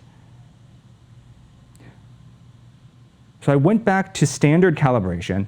I still have silence detection set to 0.00001. And I lost 180 degrees. I moved it slowly 180 degrees, and I lost 180 degrees. Now, if I fake out the time code by moving it real slow and recalibrating against the low signal, right now we can see that moving at normal speed is kind of like a square wave, right? So it's calibrated. I've overdriven the calibration. If I come back here,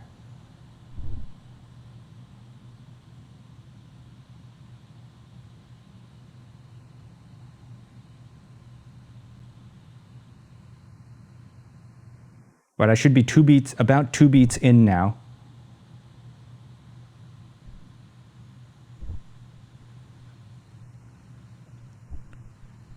Okay, so here I am at 180 degrees. I should be 3.8 beats in. And clearly I'm not. I've barely moved. Oh, and I lost it. So what?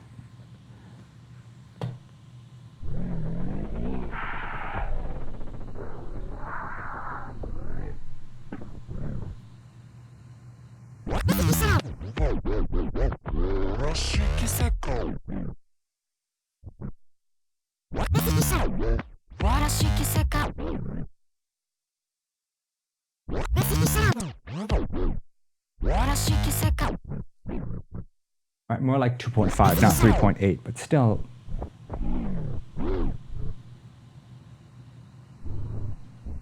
Maybe I dreamed it up.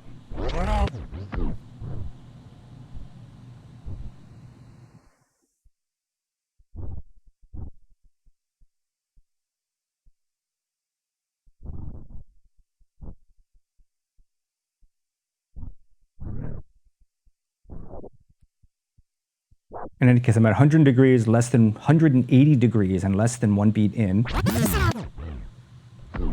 Oh, you saw that? It did do a compensation. It did a time jump. So why does it only sometimes do a time jump?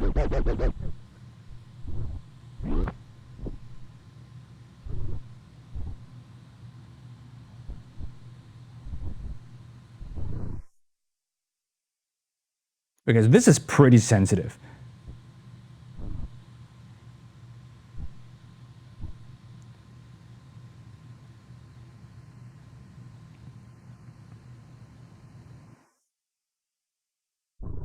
Okay, so I'm 180 degrees. I've lost about 2 beats. Oh yeah, it did a jump. It did a compensation. But it doesn't always do a compensation. And the compensation, you can hear it when it happens. It's not as seamless as it is with Traktor.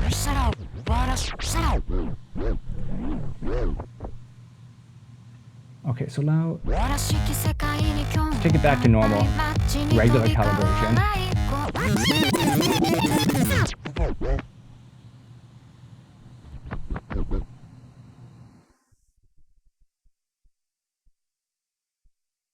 All right, regular calibration, I can move pretty fast and not have it move. Oh yeah, it did a jump. Right when I started bringing the platter back, it did a jump.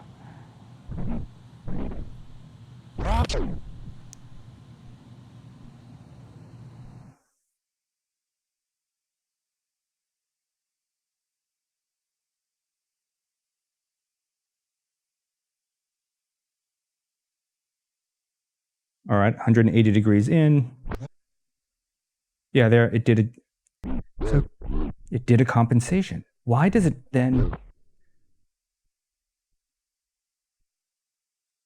Okay, so VirtualDJ can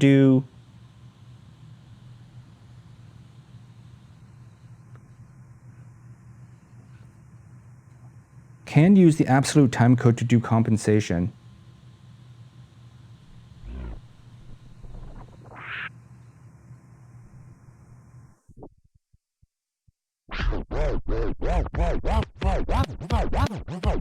Huh. So why does it? I mean, I'm not dreaming. I've landed back on this point and been like 1 or 2 beats back before. So it sometimes does the compensation and sometimes doesn't. Now I can't make it not do it.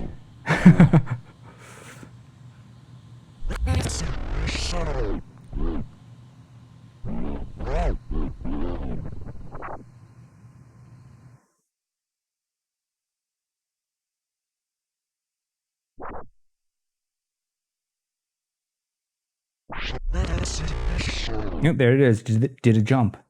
All right, that's mysterious. Mysterious. Well, I don't think I'm going to be able to solve that today. I have been at it now for almost 2 hours. I didn't even finish my coffee.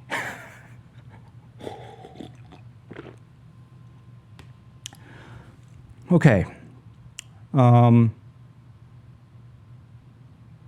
we learned that VirtualDJ is a little bit more complicated than I originally thought.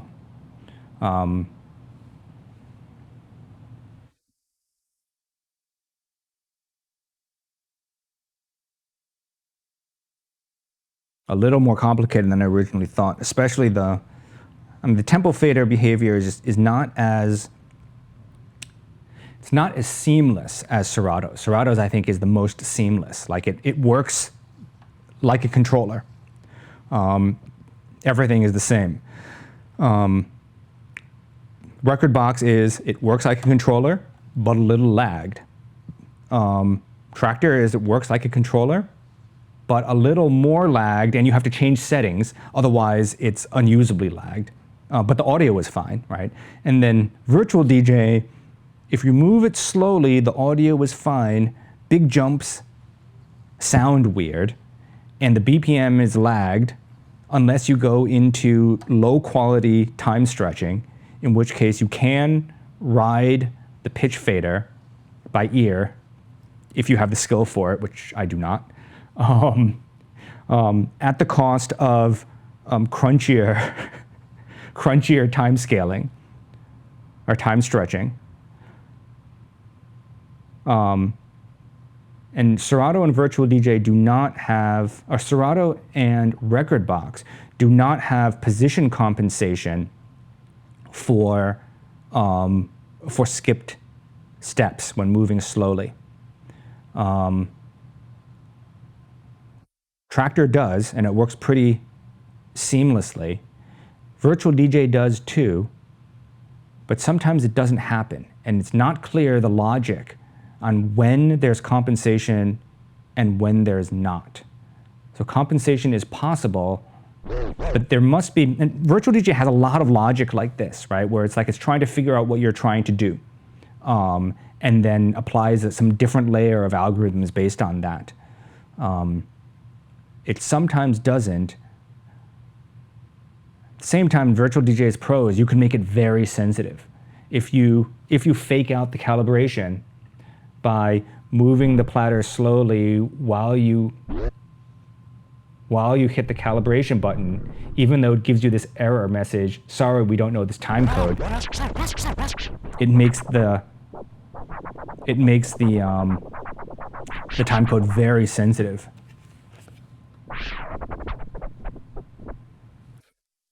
So I guess if you take the time to learn the software quirks, you can make VirtualDJ do all this stuff. But if you don't, it does not work the same. In particular, the DVS behavior is pretty different than the controller, let alone the fact that the default hotkeys always play. Hotkeys don't obey the position of the platter, and so you have to load up this like extension, which they wrote for DVS hotkeys, to make the hotkeys not always play, but rather play depending on the DVS.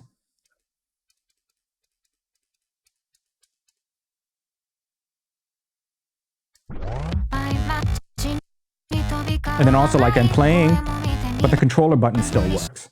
So you can tell the controller to disobey. And it's not like Traktor, where hitting the transport buttons in Traktor switches you back to controller mode. Here, it's like they're both in control.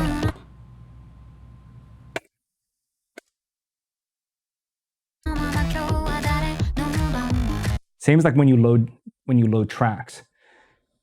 So I'm paused on the deck. Timecode is playing. I load a new track.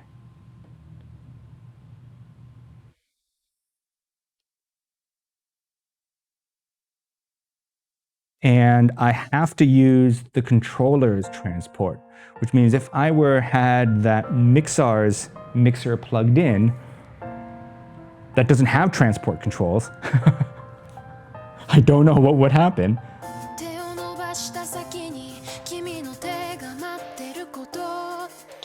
I mean, VirtualDJ almost certainly, I don't think VirtualDJ supports that.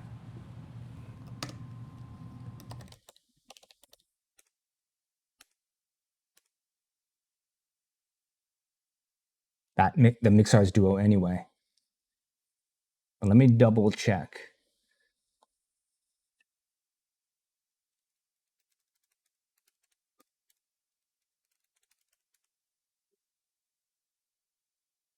They do support the Duo.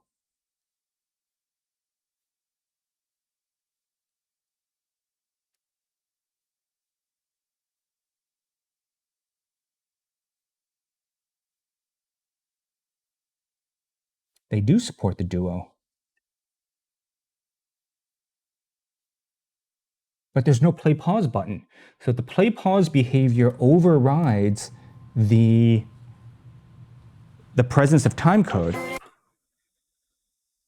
right, now that now the deck is paused here on the controller, nothing I do in the timecode does anything. Now timecode's got control.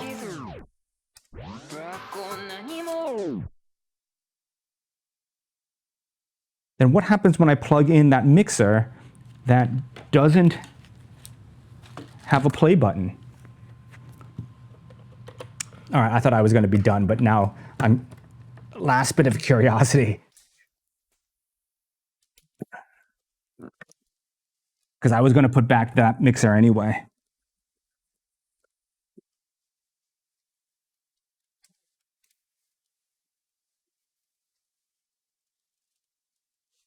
Deck is so far away. All right. Whoops. It's backwards.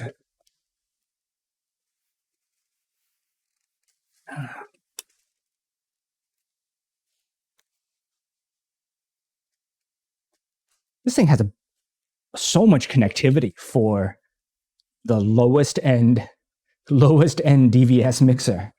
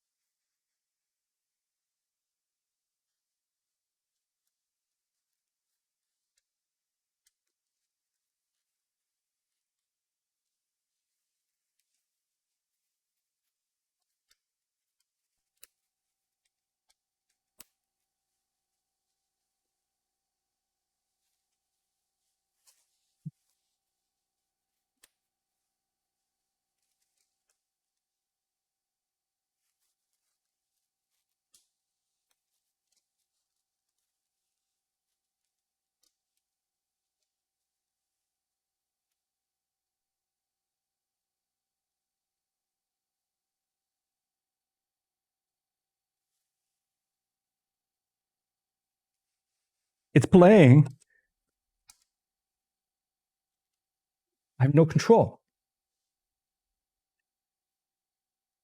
All right, let me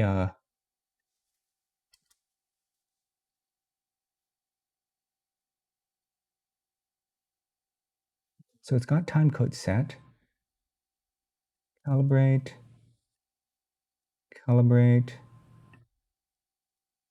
I don't know this timecode.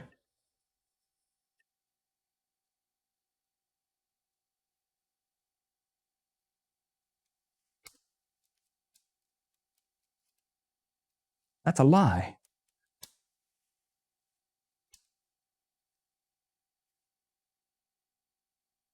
Why do I not recognize?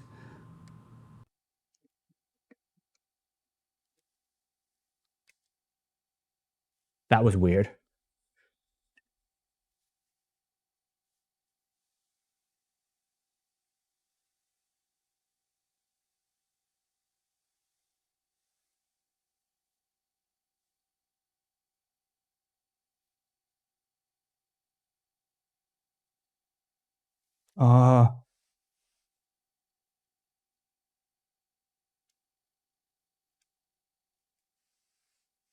Hello?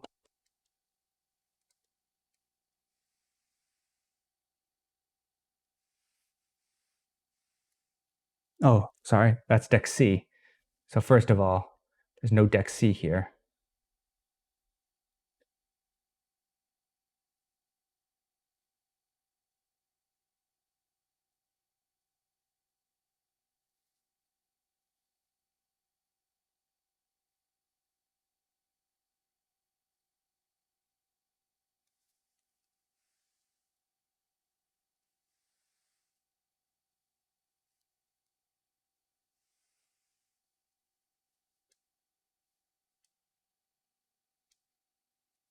Why are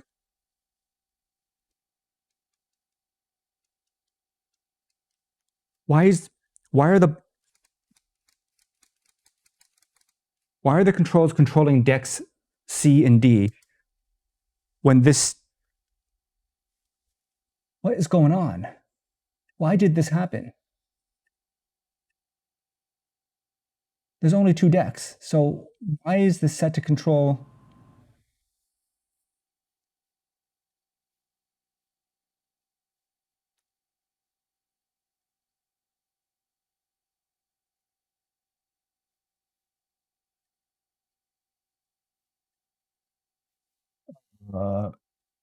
got confused from going from a 4-deck to a 2-deck controller. Whoops.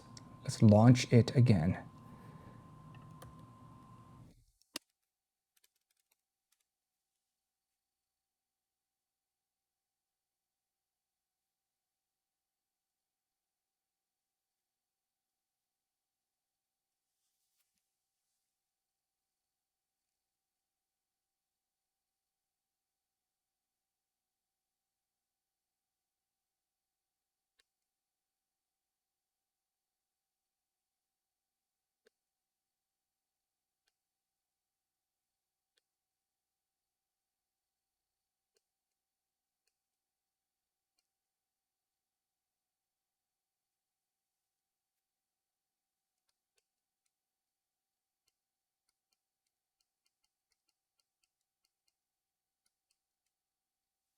What the hell?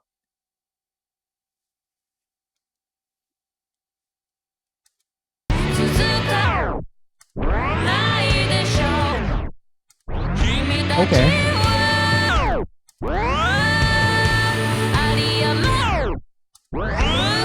Here's when you want Silent Cube.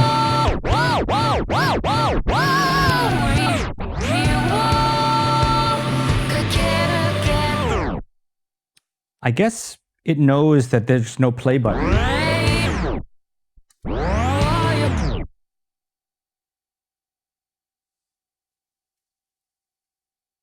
Let me load something onto deck. Deck 2. What the? Why is the...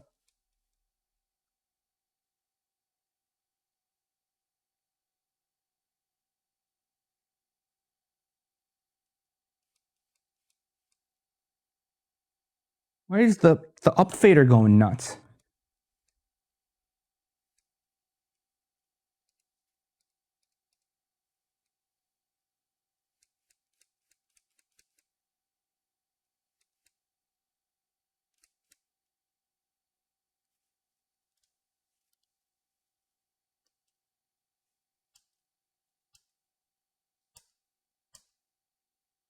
DJ Speedy Cake. That could be a bad MIDI map.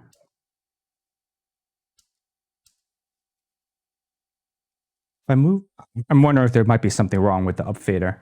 It's like if I move it slowly, it's okay, but if I slam it to the top, it bounces back to the middle.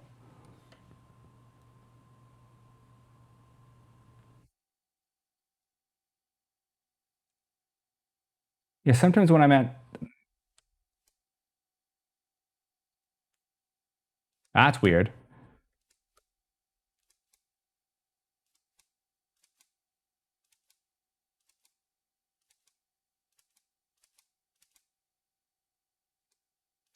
DJ Speedy Cake. Set time to spray with deoxy. Yeah, exactly.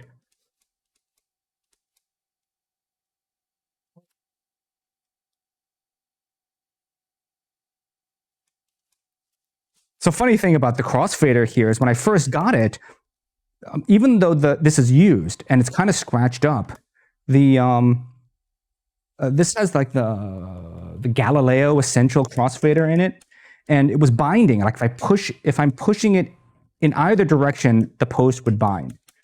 And so I put deoxy on it or whatever, it was still doing the same thing. And I went on look at some forums, people say, well, the fader needs to be broken, and they had to slam the fader side to side a bit, and then they need to be, and that fixes the issue. And sure enough, I guess even though this mixer is a bit scratched up, it seems like it was hardly used by whoever had it before. I'm wondering if it's the same for the...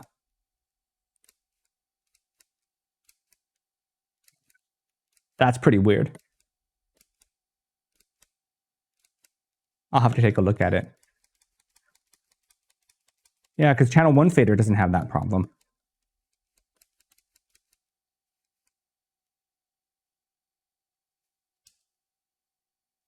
Oh, what's going on? Okay.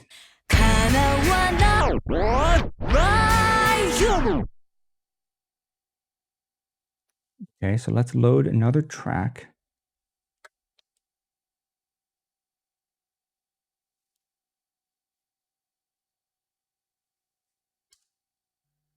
Okay,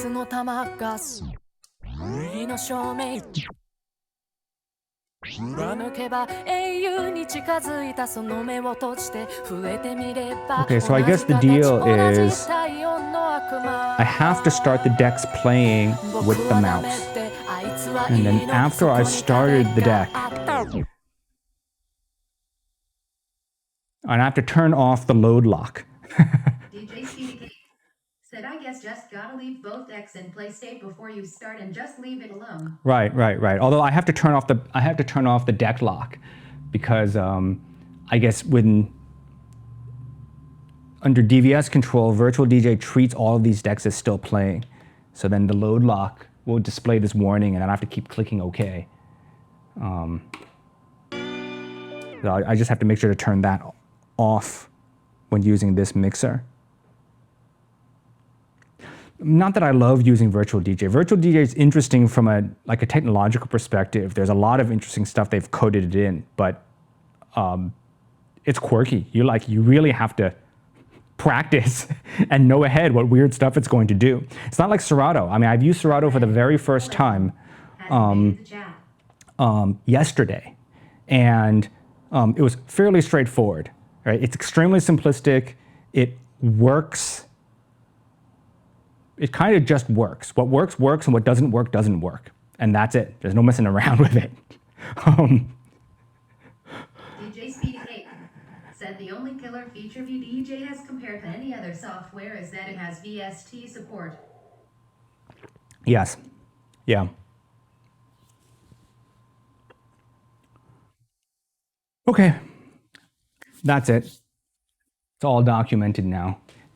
Not that anyone's going to watch a 2-hour long stream, but I did the comparison.